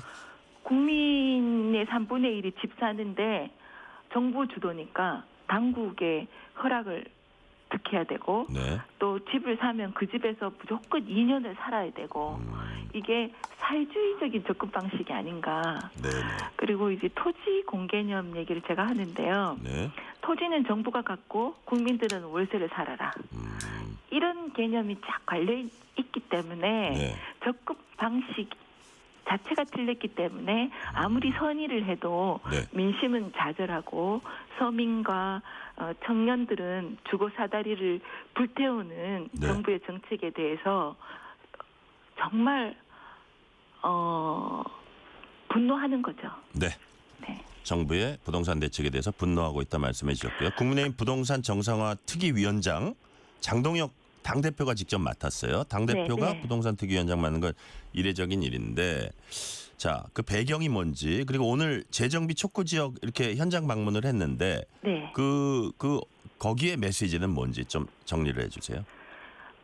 이게 정부가 네. 부동산 투기를 막는다면서 오히려 서민을 더 어렵게 했잖아요. 네네.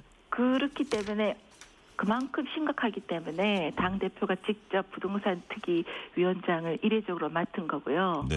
오늘 흔히 말하면 노도강 금강구 네. 오히려 집값이 떨어졌는데 네. 이 토호제로 묶인 지역 중에 대표적인 지역이 지금 상계동이었거든요. 네네.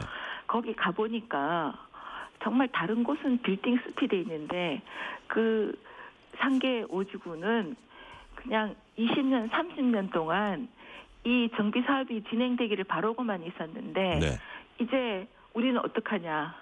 대출 옥죄고 또 조합원 지위 이양하는 것도 없애고 네. 이주비 대출도 없애고 이러면 오늘 80 노인이 얘기하시는데 네. 내가 죽기 전까지 새 집 되는 거 볼 수 있겠냐 이렇게 한탄을 하시더라고요.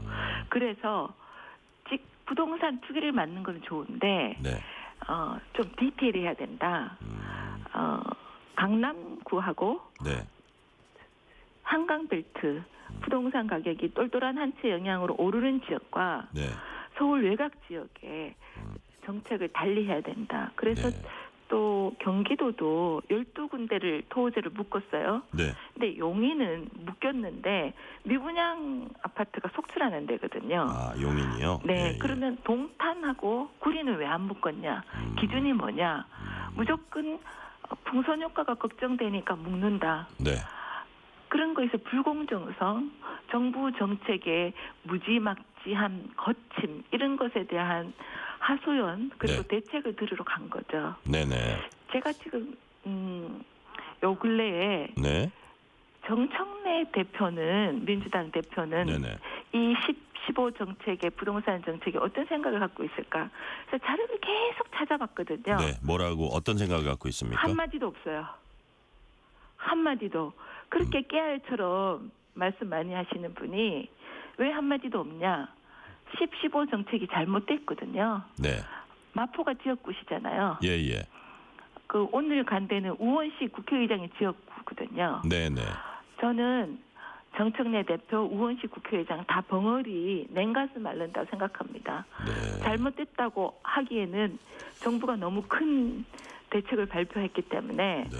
아무 말 못하고 사과도 최고위원이 대신하고 우리 당에서는 대표가 특위위원장을 맡는데 정청래 대표는 한마디도 안 하고 이게 지금 정부가 가는 부동산 정책의 현주소 아닐까 생각합니다. 네. 정청래 대표가 부동산에 대해서 한마디 안 하는 게 과연 무엇을 의미하겠느냐는 게 조은희 의원님 말씀이시고요. 자, 일단 이번 정부가 규제 지역 확대하고 대출 죄고 이런 그 이유는 부동산 시장 안정, 그 부동산 값 안정 이게 이제 어떤 취지였는데 이것이 어느 정도 이어질 수 있다고 보고 이거의 어떤 효과랄까요? 중장기적으로는 어떤 영향을 미칠 거라고 보세요? 저는 전면 수정하지 않는 이상 네. 전세 매물 잠김 현상은 심화되고 네. 월세는 아주 가파르게 상승해서 지금 벌써 서울 평균 월세가 144만 원이고 네. 마포나 이런 지역에는 300만 원 넘었다는 거잖아요. 네. 그렇기 때문에 서민들의 주거비가 높아지면서 생활이 굉장히 어려워지실 겁니다. 네.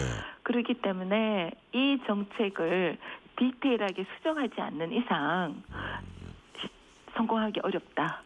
이렇게 생각합니다. 거래뿐만이 아니고 이게 임대차 시장 이쪽이 아주 위협받을 거다 이런 얘기세요? 그렇죠. 네, 임대차 시장을 제가 아까 좀 말씀을 드리면요. 네네. 지금 이상경 차관이 네. 이제 사실 뭐 내로남불이라 그러고 사과하는 방법도 그러고 그런데 네. 제가 이분들이 공정한 부동산 네.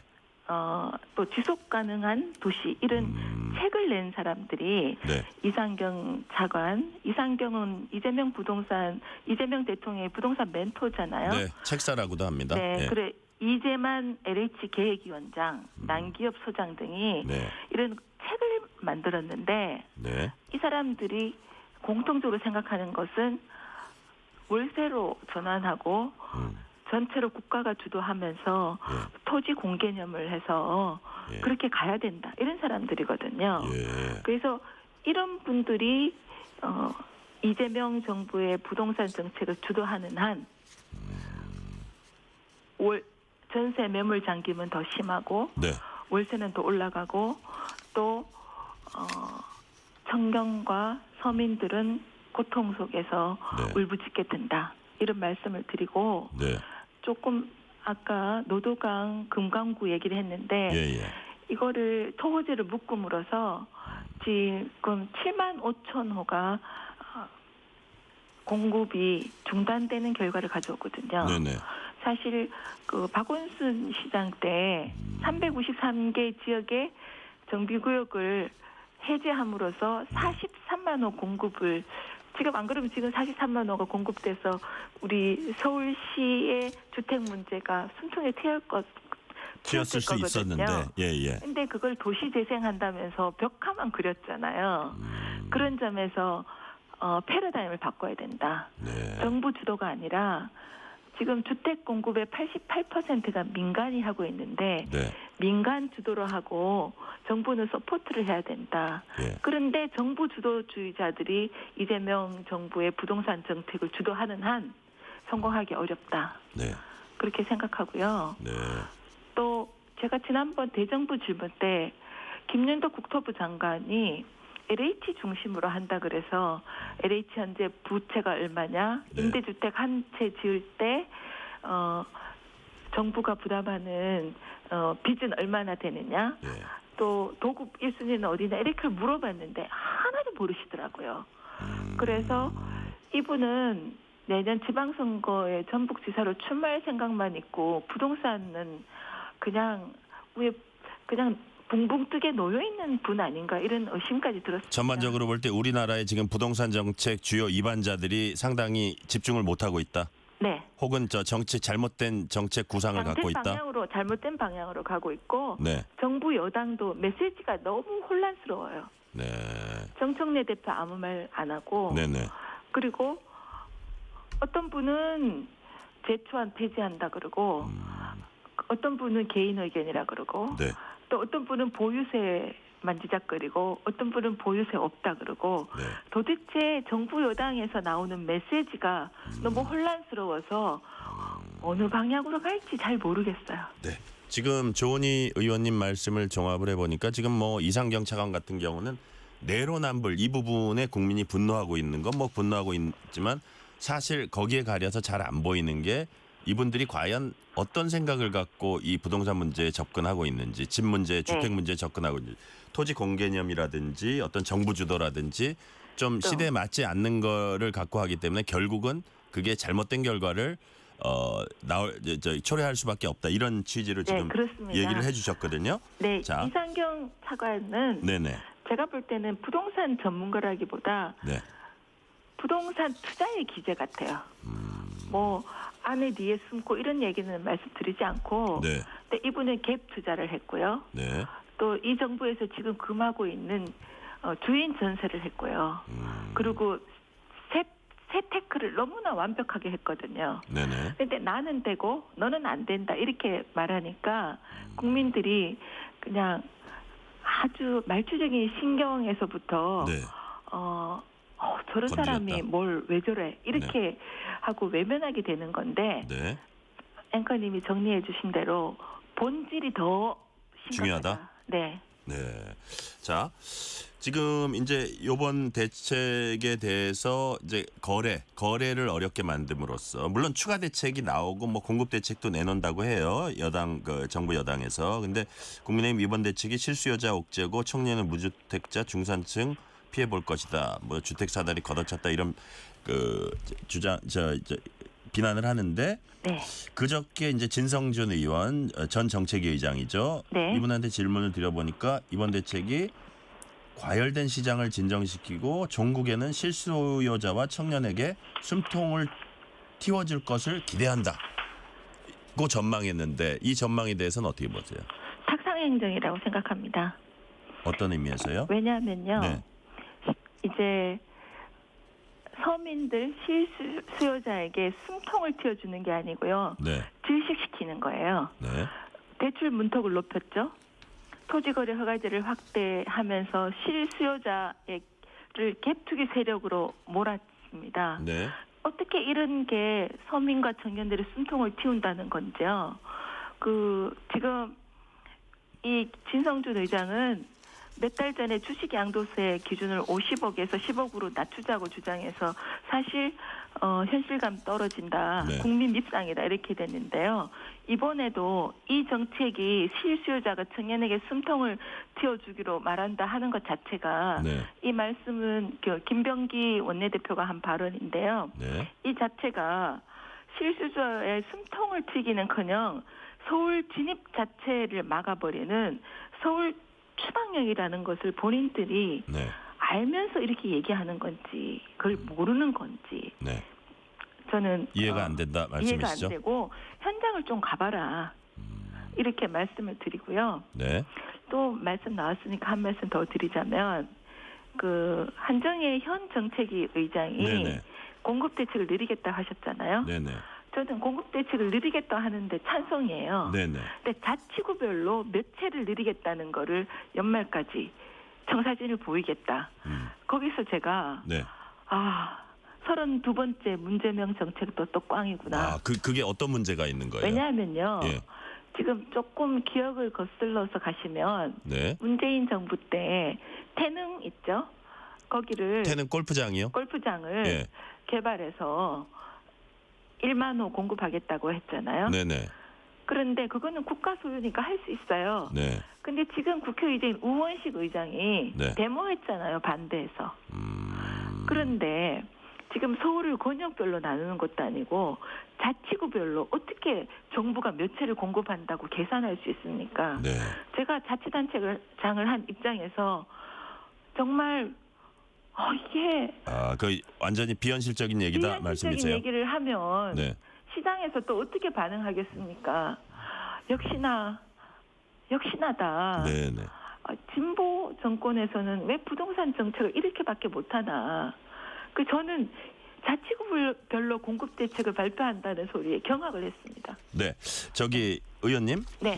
지금 이제 공급이 아주 근본적인 해결책이라는 건 우리가 다 동감을 하잖아요. 네. 근데 자, 이게 이제 기본적으로 시간이 많이 걸리고 또 네. 수요가 많은 지역에 부지도 여의치 않고 정말 필요한 서울 지역이나 이런 데는 부지를 어떻게 골라내기도 쉽지 않고 그건 잘 아실 거 아니에요. 근데 네, 네. 민주당도 국민의힘에 대해서 이렇게 막 비판만 하지 말고 그럼 한번 대안을 내봐라 이런 얘기를 많이 하거든요. 그럼 네. 국민의힘은 지금 어떤 방향으로 좀 대안을 마련해 나갈 생각을 갖고 계세요? 11호 대책을 전면 재검토해야 됩니다. 네. 지금이라도 정부가 정부 중심으로 규제를 하겠다는 생각을 하지 말고요. 네. 민간 중심으로 공급 속도전을 하겠다 이렇게 입장을 바꾸고 핵심은 공급 속도전. 네. 예, 예. 그래서 규제의 벽을 걷어내서 민간 스스로 활력을 가지도록 공급에 나설 수 있는 환경을 조성하자면 정부가 규제자가 아니고 조력자 역할을 해야 돼요.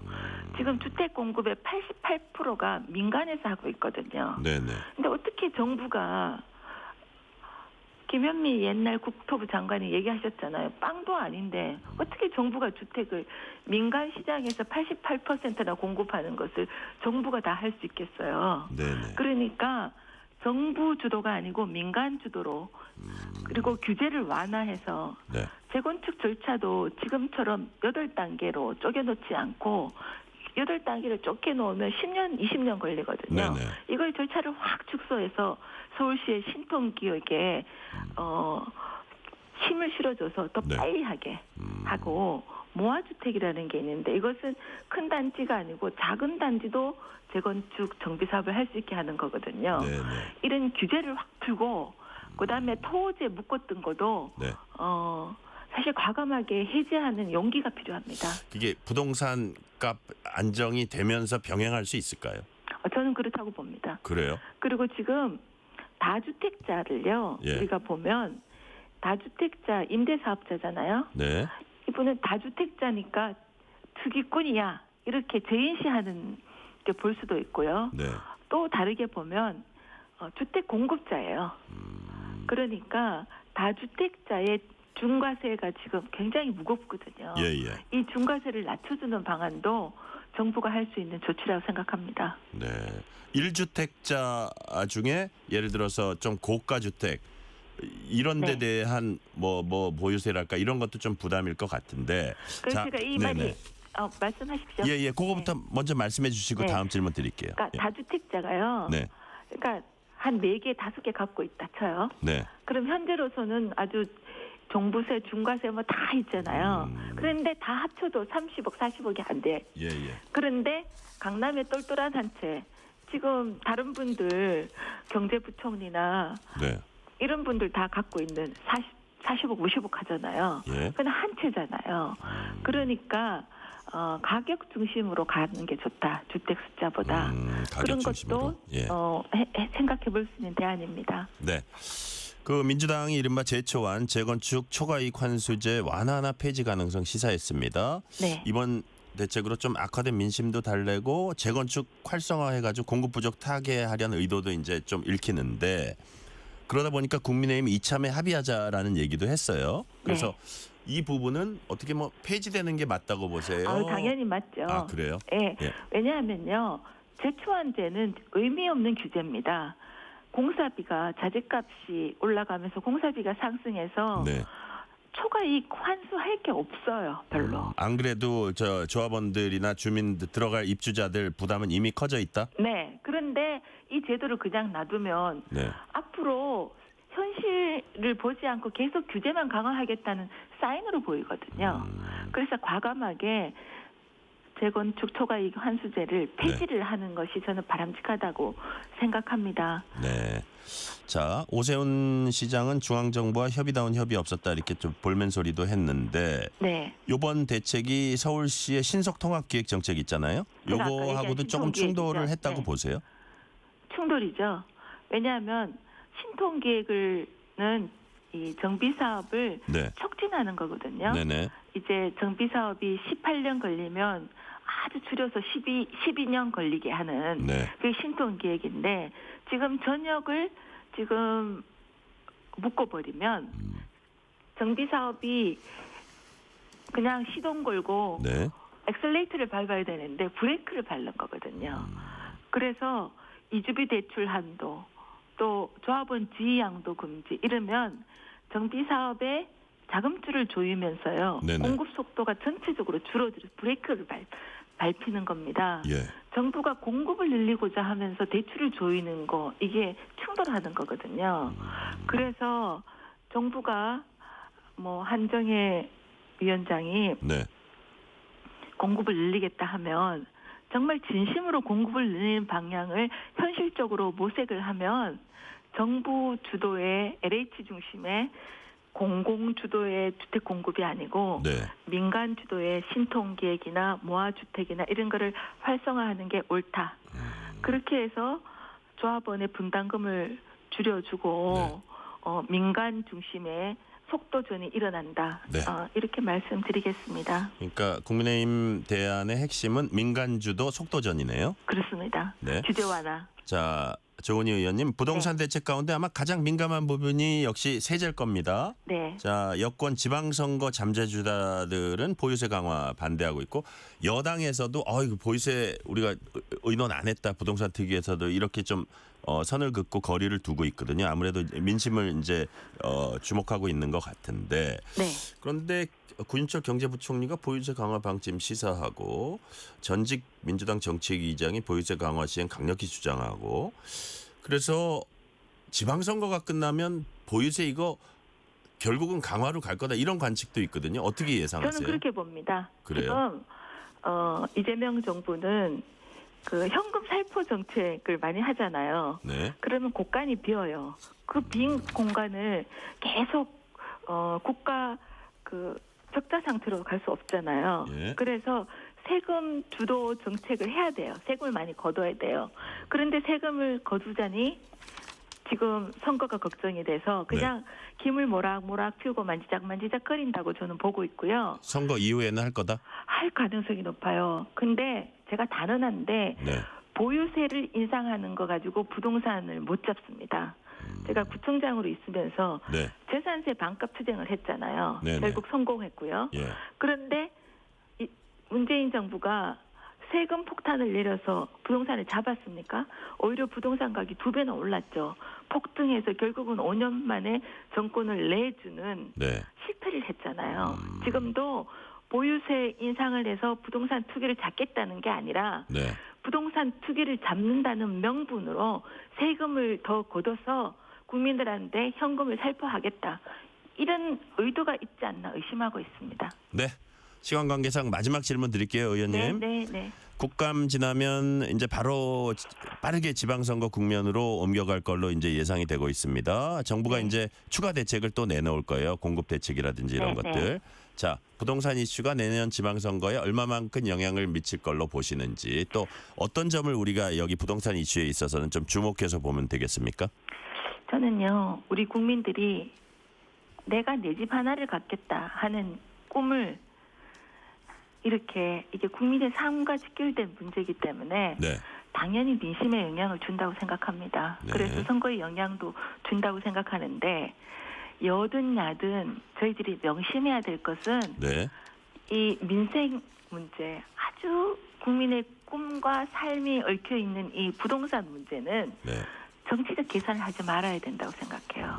그래서 뭐 여야가 같이 힘을 모아서 살고 싶은 곳에 많은 물량을 빨리 제대로 공급해야 된다. 네. 이런 말씀을 드리고 싶습니다. 네. 부동산 문제는 정치적 계산을 하지 말고 필요한 곳에 빨리 공급해야 한다는 그 말씀까지 오늘은 듣겠습니다. 지금까지 국민의힘 부동산 특위 정상화 특위위원인 조은희 의원이었습니다. 의원님 오늘 말씀 감사합니다. 감사합니다. 편지 왔습니다. 퇴근길 지친 당신에게 힘이 되는 뉴스를 전해드립니다. 매일 저녁 당신과 함께 읽는 세상 이야기.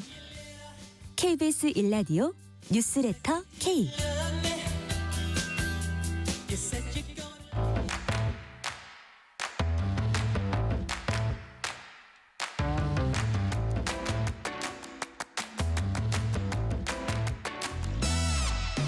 오늘 가장 뜨거운 뉴스, 화제 소식 쏙쏙 골라서 전해드립니다. 뉴스레터 브리핑 한국일보 박세인 기자 나오셨습니다. 박세인 기자님 어서 오세요. 네, 안녕하세요. 박세인입니다. 자, 성낙준님이 이런 문자 주셨네요. 문자 하나 소개하고 질문 이어갈게요. 군대 휴가 나온 아들과 성모묘 가는 길에 늘 유익한 뉴스레터 K 듣고 있습니다. 아들 오선규 무사히 군생활 마칠 수 있게 화이팅 해주세요. 자, 오선규님 화이팅. 화이팅입니다. 네. 우리 박 기자가 같이 화이팅 해주셨고, 자, 빚이 있는데 갚을 능력 없는 분들 뭐 많을 겁니다. 그런데 5%만 나눠서 갚을 수 있다면 나머지 빚은 면제해 주는 제도가 있다고 합니다. 이거 어떤 내용이에요? 네, 이 신용회복위원회가 청산형 채무조정이라는 제도를 운영하고 있는데요. 네네. 이게 이제 모든 빚을 가지고 있는 사람이 대상은 아니고 정말로 이제 빚을 갚기 힘든 분들, 네. 뭐 예를 들자면 기초생활수급자, 뭐 장애인 아니면 뭐 70살 넘은 고령자분들 이런 분들을 대상으로 하는 건데요. 이제 예를 들어서 이제 기초생활수급자나 아니면 장애인 이런 분들의 경우에는 이제 신청을 하면은 우선 90% 원금을 깎아주고 나머지 10%는 이제 장기간에 걸쳐서 갚아주십시오. 이렇게 이제 조정을 하는 제도입니다. 그런데 남은 10%를 만약에 절반 이상 갚았다. 그리고 3년 이상 꾸준히 갚았다. 이러면 나머지는 이제 더 이상 안 갚으셔도 됩니다. 이제 사회생활 하셔도 됩니다. 이렇게 해주는 제도입니다. 그런데 이제 사실은 현재는 이제 이게 빚을 많이 있다고 해서 다 해주는 건 아니고 1,500만 원 이하인 경우에만 이용을 할 수 있는데 이제 정부도 이 제도가 이제 도입이 된 게 2019년인데 그때에 비해서 이제 물가도 많이 오르고 하다 보니까 더 기준을 높여야 되지 않겠냐 이런 논의를 하고 있거든요. 그래서 어제 이제 금융위원회에서도 현장에 있는 상담원들과 이제 간담회를 했었는데 이제 빚이 2천만 원인 분이 이제 78세 노인분이 오셔가지고 상담을 하는데 아 이런 제도를 이용할 수 있었으면 좋겠는데 너무 안타깝더라 뭐 이런 식으로 좀 이제 현장의 분위기를 좀 호소를 하는 경우도 있었고요. 그래서 이런 은퇴하고 이제 빚이 많아가지고 어려움을 호소하는 분들이 많아지고 있다는 점 이런 점들이 좀 고려가 되는 것 같습니다. 네. 자, 빚을 상속받은 미성년자도 같은 방식으로 빚을 조정해 주는 방안도 또 추진된다고 합니다. 이건 얼마나 감면을 해줍니까? 네, 미성년자는 방금 제가 소개해드렸던 그 청산형 제도를 이용을 할 수가 없는데요. 사실 미성년자는 잘 모르잖아요. 그렇죠. 이게 부모님이 빚이 얼마나 있었는지도 모르고 이거를 내가 상속을 안 받아도 된다는 사실도 잘 모르고 하다 보니까 그냥 빚을 떠안고 시작을 하는 경우죠. 그래서 이제 뭐 고령자나 뭐 중증 장애인이나 이런 제도의 대상은 아니지만 이번에 새로 이제 제도를 좀 포함을 시켜가지고 그래서 원래는 이제 최대 한 70% 정도 그리고 다 갚아야 되는 거였는데 상속 마찬가지로 포기를 할 수 있다는 것도 모르니까 그것도 이제 알려줘야 되고 그런 것도 미리 알려줘야 되고 그래서 그냥 그렇게 해서 이제 5%만 마찬가지로 갚으면은 사회생활을 할 수 있게 해주자 뭐 이런 제도를 이제 같이 논의를 한다고 하고 있습니다. 네. 자, 보이스피싱 피해 점점 더 큰 사회 문제 되고 있습니다. 사실 캄보디아 범죄 단지 충격을 준 그 문제도 결국은 알고 보면 국제 보이스피싱 사기 혹은 범죄고 그러다 보니까 국내 광범위하게 피해자들이 많이 있는 건데 이런 피해자들을 도와주기 위한 방법도 지금 마련하고 있습니까? 예, 물론 이제 이것도 마찬가지로 채무 조정에 대한 문제인데요. 이제 보이스피싱을 해가지고 만약에 이제 뭐 스캠을 당했다거나 해서 입금을 하는 경우에 그러니까 피해가 발생하는 거죠. 피해가 발생을 했을 때 제가 돈을 빌려가지고 이제 입금을 하는 경우가 있어요.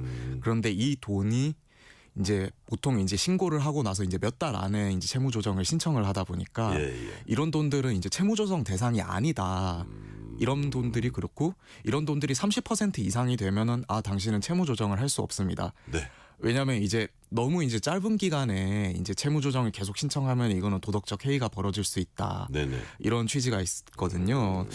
근데 아무래도 이게 피해가 크다 보니까 이런 부분들은 그 30%를 규정하는 데서 빼주자. 이런 논의를 또 같이 하고 있습니다. 그래요.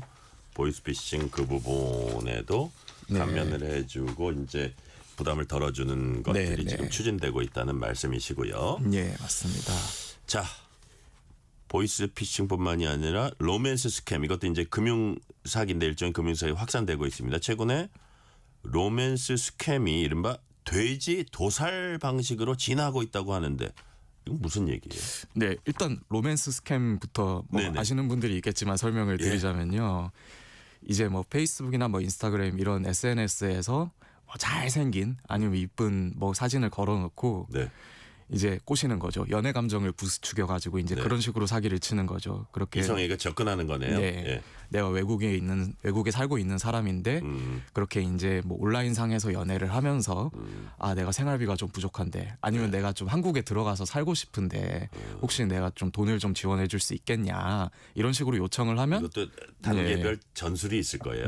그죠? 처음부터 돈 달라 그러진 않고. 네, 예. 그렇습니다. 왠지 그럴 것 같아요. 예. 그 단계별 전술이 바로 이제 이 돼지 도살이라는 거예요? 거거든요. 예. 예. 돼지를 도살해요? 어떻게 예, 왜 돼지 도살이에요? 그러니까 이게 중국에서 이제 만들어진 용어이던데요. 보니까 원래 우리가 이제 돼지뿐만이 아니라 이제 가축을 혹시 이제 식용으로 할 경우에 잡아먹을 때 예. 어린 가축을 그대로 잡아먹지는 않잖아요. 그렇죠. 그래서 이제 좀 신뢰를 쌓아가지고 이제 돼지 같은 경우에 이제 막 먹이도 막 먹이고 해가지고 이제 한 100kg 정도 이렇게 찌운 뒤에 잡아먹지 않습니까? 아, 그러니까 그 얘기군요. 예. 이렇게 조금 시간을 두고 신뢰를 쌓고 해가지고 예. 소액이 아니라 더 큰 금액을 네. 뜯어내기 위한 이런 뜻인가요? 네, 마찬가지로 이제 요즘에 이 돼지고살 같은 경우에는 어겨서 어떤 방식으로 잡아먹는다? 한다? 예. 투자를 유도를 해요. 이제 코인 같은데 좀 제가 알기 어려운 코인 같은데 투자를 유도를 하는데 네. 처음에는 이제 수익이 나는 거를 계속 보여주는 거죠. 네. 그러다가 보면은 아 이게 1,000만 원 투자했는데 이 수익이 많이 나지 않냐 한 예. 1억씩 넣어라 이렇게 해가지고 1억을 넣는 순간 갑자기 잠수를 타는. 그래요. 이번에 캄보디아 프린스 그룹 뭐 이런 데서도 이런 방식을 주로 많이 활용을 했다고 합니다. 그러니까요. 이거 참 제가 보기에는 정말 보이스피싱 무슨 뭐 로맨스 스캠 이거 정말 악랄한 범죄 같아요. 그죠? 네, 사람의 맞습니다. 감정이나 이런 판단력을 흐려가지고 그런 식으로 어떤 완전히 어떻게 보면 파멸시키고 죽음에까지 모는 정말 악랄한 범죄입니다. 근데 로맨스 스캠 피해의 경우에 다른 유형 보이스피싱과는 달리 피해자 보호하기 어렵다는 얘기가 있는데 그건 무슨 소리예요? 예, 아무래도 보이스피싱 같은 경우에는 이제까지 뭐 했던 방식이 막 그런 거잖아요. 뭐 검찰입니다. 네네. 아니면 뭐 대출을 빌렸는데 다시 뭐 반환을 해야 됩니다. 이런 식으로 속이고 금융감독원입니다. 예, 금융감독원입니다. 예. 속이고 아니면은 뭐 이제 뭔가 문제가 있는 것처럼 뭐 협박을 하고 그렇죠. 이런 식으로 하다 보니까 이 방식은 좀 그래도 좀 찾기가 쉬워요. 사람들이 이제 은행에서 아 이거는 사기다 이렇게 판단하기가 쉬운 게 있어요. 그런데 이런 로맨스 스캠 특히나 최근에 조금 전에 설명드렸던 이제 투자를 유도하는 방식 같은 경우에는 이 사람들도 갑자기 이제 피해자이기도 하지만 그 피해에 이제 이르는 순간에는 수익도 보고 이제 내가 투자를 했던 사람이 되는 겁니다. 그러다 보니까는 이제 그 금융기관이나 이런 데서도 이거는 판단하기가 어렵다. 그리고 법상에서도 지금 재화와 용역을 제공한 대가를 가지고 사기를 당했을 때 이런 경우에는 이제 계좌 정지를 할 수 있는 대상이 아니다. 이렇게 판단을 하고 있어요. 그래서 이제 정부나 아니면 국회에서도 이거를 좀 포함시키는 방안을 조금 논의 중이기도 합니다. 네. 은퇴 후에 국민연금 제대로 받을 수 없는 국민이 많다고 합니다. 이렇게 국민연금 사각지대에 놓인 국민 규모가 1,000만 명이 달한다고요? 예, 오늘 그 김선민 조국혁신당 의원이 이제 국감기간이라서요. 네. 예, 국민연금공단에서 받은 자료인데요. 이제 현재 당장 일을 하고 있는 18살에서 59살 가입자 중에서 이제 지금 당장은 이제 일을 했었는데 일을 못하게 돼가지고 국민연금을 납부 못하는 사람. 아니면은 이제 국민연금을 한 번도 납부한 적이 없는 이제 국민연금 납부 대상자가 아닌 사람 이런 사람들을 다 더하면은 998만 명이다. 그런 얘기군요. 예. 그런데 사실은 이게 조금 뻥튀기가 살짝 된 숫자이기는 한데요. 뻥튀기라 하면 부풀리기? 예, 부풀리기입니다. 왜냐하면 663만 명이 사실은 이 중에서 이제 공무원 연금이나 사학연금 뭐 이런 거를 가입을 해가지고 국민연금을 안 내는 사람도 있고요. 그래요. 뭐 학생도 있고 그리고 이제 가족이 국민연금을 내고 있어서 이제 배우자분들 이제 집에서 이제 집안일만 하시는 뭐 소득이 없는 분들 이런 분들이 다 포함이 돼 있어가지고 그렇군요. 1,000만 명이라는 거는 좀 과장된 네, 좀 수치일 수 있다. 과장된 수치일 수 있다. 자, 그렇지만 어쨌든 사각지대가 예. 엄존하고 이제 분명히 존재하고 있습니다. 예, 이걸 예. 좀 줄이려면 어떻게 해야 할까요? 예, 우선 정부도 이제 좀 고민을 많이 하고 있어요. 그 아까 1,000만 명에서 663만 명을 빼도 335만 명 이게 거의 지금 일을 하고 있는 그 세대 인구의 10%가 넘거든요. 네. 그래서 이분들 중에 보면은 이제 한 270만 명 정도가 이제 일을 하다가 직장에 다니다가 그만두고 이래가지고 이제 돈을 못 내는 경우인데 이런 경우에는 지금은 돈을 만약에 못 내는 경우에다가 갑자기 일을 찾게 돼가지고 돈을 낸다. 네. 이러면 정부가 이제 일정 부분을 지원을 해주는 제도가 있습니다. 근데 내년부터는 이제 소득이 80만 원 이하인 경우에는 네. 그냥 자동으로 지원을 해주는 경우예요. 원래는 이제 돈을 내야지 이제 우리가 보태주겠다 이 네, 개념인데 우리가 먼저 보태주겠다. 그러니 너 당신들도 이제 조금 돈을 벌 생각을 해봐라. 그렇군요. 뭐 이런 식으로 하는 경우도 있고 그리고 뭐 출산을 하거나 군대를 가거나 이런 경우에도 이제 정부가 지원을 해주거든요. 네네. 그런 것도 지금 내년부터는 이제 확대를 하려고 하고 있습니다. 네, 시간이 거의 다 됐지만 마지막 질문 드릴게요. 달리기 열풍 속에 산길, 숲길 달리는 트레일 러닝 즐기는 사람들 늘어나고 있다고 합니다. 좀 조심할 점도 있을 것 같은데 어떤 걸 주의해야 할까요? 예, 트레일 러닝이 사실 이제 산길이나 숲길 다니면서 오르막 내리막 이런 경우도 많고 네. 그리고 이제 평지가 아니다 보니까는 좀 그리고 산길이다 보니까는 땅이 울퉁불퉁한 경우가 많습니다. 그러니까요. 예, 그러다 보니까 이제 요즘에 유행을 하면서 초보자분들도 많이 이렇게 산길을 뛰는 경우가 있는데요. 그럴 경우에 이제 바닥이 아무래도 평탄하지 않다 보니까 그리고 막 내리막에서 급격하게 이제 속도를 주체를 못하고 내려가는 경우가 많다 보니까 이제 허리나 아니면 무릎 같은데 충격이 좀 올 수가 있어요. 그래서 이제 이런 부분들 조심해서 이제 신발 같은 거 안전하게 잘 신고 자 그리고 이제 준비 운동 열심히 하시는 게 좋을 것 같습니다. 자, 레저 자연 속에서 레저 즐기는 것도 중요하지만 무엇보다 중요한 건 안전이겠죠. 오늘 말씀 여기까지 듣겠습니다. 지금까지 한국일보 박세인 기자였습니다. 오늘 말씀 감사합니다. 네, 감사합니다.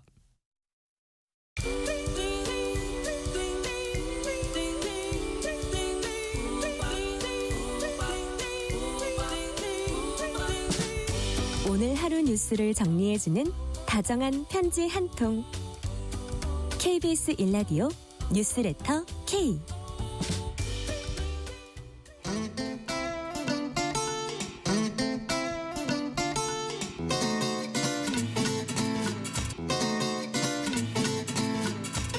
매주 다양한 문화계 전문가 흥미롭고 유익한 얘기 나눠보는 시간입니다. 주말엔 문화. 오늘은 김원식 문화평론가와 한 주간의 문화계 주요 이슈 알아봅니다. 김원식 평론가님 어서 오세요. 네, 안녕하세요. 지난주에 출판계에 안타까운 소식 있었습니다. 베스트셀러 죽고 싶지만 떡볶이는 먹고 싶어의 백세희 작가가 세상을 떠났습니다. 추모 물결 이어졌죠? 네, 그렇습니다. 단순히 이제 세상을 떠난 소식도 있었습니다만은 이 장기 조직 기증원이 뇌사 장기 기증으로 5명의 생명을 살리고 세상을 떠났다라고 밝혀서 더 추모의 물결이 이어졌는데요. 백 작가는 심장, 폐장, 간장 그리고 신장 양쪽 2개 그래서 5명의 생명을 살린 겁니다. 뇌사에 이르게 된 자세한 과정은 이제 밝혀지지 않았고요. 나종우 예일대 의과대학 정신의학과 교수는 도움을 받은 내용을 이렇게 올렸는데 뭐 사는 게 바빠서 힘들어 글을 쓰기 힘들었던 때에 다시 힘을 내서 시작할 무렵에 죽고 싶지만 떡볶이는 먹고 싶어라는 책을 한국에서 구해왔고 책 제목을 어쩜 이렇게 잘 지었을까 생각하면서 끝까지 읽었다. 한국에서 정신과에 대한 인식이 바뀌고 있구나라는 희망을 가질 수 있었다라고 소회를 밝히기도 했고 또 죽고 싶지만 떡볶이는 먹고 싶어를 영어로 번역한 번역가 안톤 허도 이 장기 기증으로 5명을 살렸다는 소식을 전하면서 그의 글로 이미 수백만 명의 삶을 더 감동시킨 것을 알 것이다 이렇게 추모하기도 했습니다. 네, 5명 생명 살리면서 아름다운 이별을 했습니다. 자, 고인의 또 큰 유산은 역시 생전에 썼던 책일 것 같아요. 네, 그렇습니다. 처음에 이 책 제목을 들으시면은 떡볶이에 관련된 책이 아니냐 이렇게 생각할 수 있는데요. 죽고 싶지만 떡볶이는 먹고 싶어는 그 당시의 어떤 그 트렌드를 알 수 있는데 2018년에 자신의 우울증 치료 과정을 담은 자전적 에세이를 책으로 낸 겁니다. 지속적인 우울 상태가 이어지는 이제 기분 부전 장애라는 그런 정신적인 어떤 그런 어려움을 겪고 있었는데요. 네. 이 정신과 의사하고 이제 대화를 나누는 과정에서 솔직하게 이 대화를 나누다 보면은 치유되는 어떤 과정들이 네네. 있을 수 있거든요. 네. 여기에 관련돼서 꾸밈 없이 그 대화 내용을 그대로 책에 옮긴 겁니다. 근데 사실 우리 사회에서는 그 정신과 혹은 상담을 받는다는 것 그 자체도 받아들여지지 않는 그런 측면이 있다 보니까 알리지 이게 않으려고도 하고요. 예. 예를 들면 뭐 취업이나 인간관계나 사회생활이 좀 어려워지는 경향성이 없지 않아 있습니다. 그런데 이제 그런 내용을 책으로 이렇게 낸다는 것 자체가 쉽지 않을 수 있었는데 그런 상황이다 보니 이 독자들이 많은 성원을 보냈고요. 그래서 독자들에게 감사하면서도 마음이 아팠다라는 생전 인터뷰도 눈길을 끈 바가 있습니다. 그 인터뷰에서 저처럼 애매하게 속이 골아서 자신의 우울증을 인정해야 할지 말지를 고민하는 많은 분들, 그런 분들이 많다는 것을 알면서 일종의 연대감을 느꼈다 이렇게 언급하기도 했었는데요. 또 자신을 밝히지 못하고 SNS에서 고백할 수 없는 상황들을 또 실제로 많이 접했다고 하니까 그만큼 자신의 어떤 상황들을 드러내지 못하는 분들이 그만큼 많았기 때문에 이렇게 베스트셀러 현상이 이루어지지 않았을까라고 생각이 듭니다. 그러니까요. 그 출간 당시에 뭐 건강에 정신 건강에 대한 관심이라든지 관련 에세이들 막 많이 붐이 일어났던 거 기억이 나는데 일종의 신드롬 같았어요. 신드롬 같았죠. 왜냐하면 그 전에 아시다시피 출판계에서는 이제 어떤 정신적인 어떤 측면에서 다루는 내용들이 되게 전문가들이 많이 다뤘었습니다. 그렇죠. 예, 뭐 이수영 박사라든지 예를 그렇습니다. 들어서 의사일 수도 있고 뭐 전문 상담일 수도 있고요. 그리고 심리학자들도 책을 많이 내는데 그러다 보니까 어떤 좀 한계가 있었냐면 일반적으로 어떤 마음의 어려움이 있었을 때 그 솔직한 심정들을 특히 우리나라 국민의 관점으로 일반인의 또 20대의 관점으로 솔직하게 밝힌 책들이 없었거든요. 그리고 이 책이 사실은 죽고 싶지만 떡볶이는 먹고 싶어라는 제목의 의미는 뭐냐면 굉장히 어려움이 있지만 그래도 떡볶이처럼 일상에서 내가 즐기는 것들을 소소하게 챙기면서 살아갈 힘을 얻겠다라는 거고 이때 당시에 힐링, 치유라는 키워드가 있었고 여기에 소확행이라고 하는 그런 이제 유행도 있었습니다. 소소하지만 확실한 행복이라고 해서 떡볶이를 먹는 것 자체가 굉장히 소소한 행복이잖아요. 그런 데서 이제 어떤 치유와 삶의 힘을 얻고자 했던 그런 당시의 힘을 느낄 수 있었는데 무명 작가에다가 무명 출판사가 이런 내용의 책을 과감하게 시도를 해서 많은 호응을 받았다는 점. 그래서 여전히 책 출판이 어렵다고는 하지만은 시민과 이제 국민들이 원하는 또 자신을 드러낼 수 없는 그런 숨은 상처와 고통을 어루만져주는 공감할 수 있는 책이라면 언제든지 호응을 받을 수 있고 책을 구매할 수 있다는 걸 보여줬던 책입니다. 이게 또 해외에서도 많이 번역돼서 많이 팔렸다고 하는데 이게 얼마나 팔렸어요? 사실 우리나라보다는 해외에서 더 유명하고요. 그렇죠. 선인세 경쟁이 붙었기도 했는데 전 세계적으로 100만 부 이상 팔렸고 25개 언어로 번역이 됐습니다. 대단한 책이군요. 특히 영국에서는 출간 6개월 만에 10만 부 이상이 팔렸고요. 특히 젊은 여성들의 마음을 글로벌하게 사로잡았습니다. CNN도 보도를 하면서 이 책은 치료와 정신건강에 대한 솔직하고 깊이 있는 논의로 한국뿐만 아니라 영어로 해외에서도 인기를 얻어서 영국의 썬데이 타임스 베스트셀러에 올랐고 뉴욕타임즈 추천도 받았다라고 소개를 했고 영국 BBC와 가디언도 부고고사를 올렸습니다. 특히 이 프로이트와 그의 딸이 이제 위대한 정신분석 연구를 했던 영국에서조차 이렇게 인기가 있었다는 점을 네. 또 높이 평가하기도 했는데요. 이탈리아 문학 에이전트인 아델레 티엔고는 이탈리아에서도 백 작가의 책이 인기가 많았는데 너무 놀랍고 슬프고 안타깝다라고 전해서 전 세계적으로 얼마나 많은 분들한테 도움과 희망이 됐는지에 대해서 알 수가 있는 그런 반응들이었습니다. 네, 분위기를 좀 바꿔봅니다. 이번엔 가요계로 가봅니다. 올 하반기 8090 레전드 가수들이 컴백한다 이런 소식이 있습니다. 주로 누가 컴백합니까? 네, 일단 신승훈 씨가 9월 달에 10년 만에 정규 앨범이자 12집인 신시얼리 멜로디즈를 발매했습니다. 그리고 작사 작곡한 타이틀곡 She Was를 비롯해서 11곡을 담았고요. 11월 1일에 서울 올림픽홀에서 신곡과 함께 35주년 기념 공연을 개최합니다. 임재범 씨도 돌아옵니다. 40주년 전국 공연 돌아을 이제 11월 29일부터 하는데 신곡 시간을과 이제 인사를 이미 발표를 신곡을 들고 오네요, 다들. 했습니다. 예.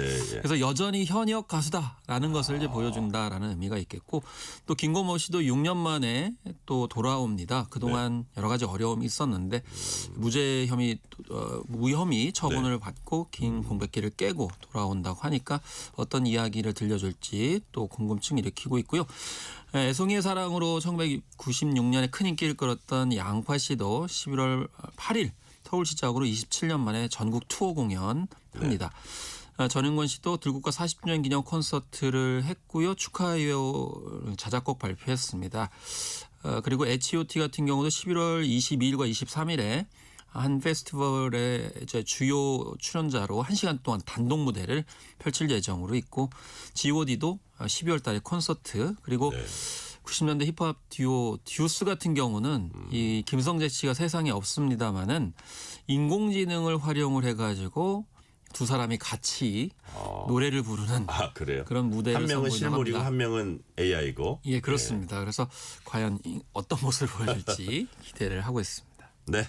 어게인 1990이라고 이제 평할 수 있을 것 같은데 90년대 가수들이 지금 2025년에 이렇게 귀환하는 이유가 뭘까요? 일단은 제가 봤을 때는 이제 대면 공연이 코로나19 이후에 굉장히 많이 활성화됐거든요.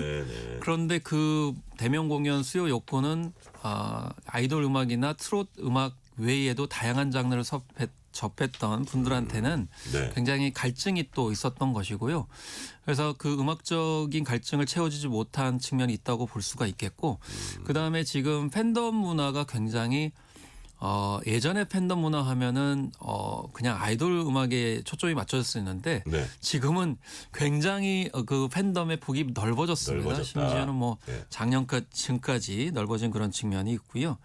그리고 사실 요즘에는 그 음반 시장에서 다양한 장르를 이렇게 내놓았던 그런 다양한 가수들이 포진한 세대가 90년대는 굉장히 황금기였다라고 볼 수가 있는 거죠. 그렇기 때문에 장르가 다양했다. 굉장히 다양했습니다. 그렇기 때문에 그 장르의 다양성을 대체할 수가 없기 때문에 결국에는 90년대 가수들을 계속 소환할 수밖에 없지 않느냐라는 것이고 예전에는 은퇴했어야 되겠지만은 은퇴할 수 없는 그런 측면들이 있다. 그래서 베이비복스까지도 또 H.O.T까지도 소환하는 그런 상황이 됐다라고 볼 수가 있겠습니다. 자, 그때 음반 제작이나 매너지먼트 방식도 지금과 달랐고 또 스타 작곡가들도 있던 시대였죠. 그렇습니다. 지금은 사실 거꾸로 보면은 대형 기획사에서 누가 작사, 작곡, 편곡을 하는지 잘 모릅니다. 그리고 뭐 한국인이 아닌 경우도 많고 그렇기 때문에 어떤 패턴이나 유형을 가늠하기가 쉽지 않죠. 예를 들면 김청한 씨 같은 경우에는 뭐 신승훈, 김건모, 노이즈, 방비경과 같은 그런 굉장히 다양한 가수한테 일종의 어떤 패턴과 유형으로 딱 들으면 알 수 있는 어떤 음악들을 많이 선을 보였었거든요. 그리고 그때 당시에는 음반 판매를 하게 되면 뭐 이제 단일 그 판매 부수로 봤을 때 뭐 100만 장, 200만 장 돌파하는 것이 굉장히 또 용이했었고 그리고 요즘에 이제 노래 접하시면 좀 어려워하시는 경우가 있는데 예를 들면 골든이다 그러면 골든 따라 부르기 상당히 힘드실 거예요.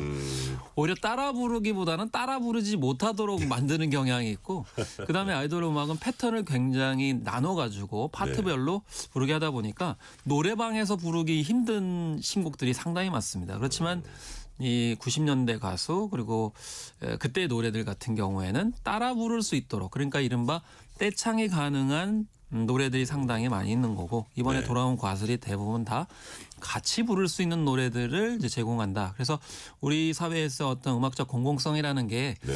결국 듣거나 뭐 팬으로서만 남는 게 아니고 같이 불러야 되는 거잖아요. 그래서 그렇죠. 음악의 효과라는 게 합창해야 의미가 있는 거고 그렇기 때문에 일체감도 있고. 예, 떼창하기 좋은 곡들 많이 그때 불렀던 측면들이 다시 회고되고 있는 것 같습니다. 네, 김주원님이 이런 문자 주셨어요. 그리운 가수들이 돌아오네요. 어게인 8090 대환영입니다. 말씀 주셨고요. 마지막 질문 드릴게요. 한때 젊은 세대들 사이에서 일본의 시티팝이 유행처럼 돌았습니다. 옛날 앨범 막 다시 발굴하기도 하고 그랬는데 한국의 90년대 음악도 그런 힘이랄까 잠재력이 있다고 보십니까? 일단 앞서 말씀드린 대로 그 90년대 같은 경우 우리나라가 경제 황금기였습니다. 네. 특히나 이제 IMF 전까지 그랬고요. 그다음에 네. 그 사이에 IMF를 맞게 되면서 굉장히 어려운 상황도 맞닥뜨리게 됐거든요. 네.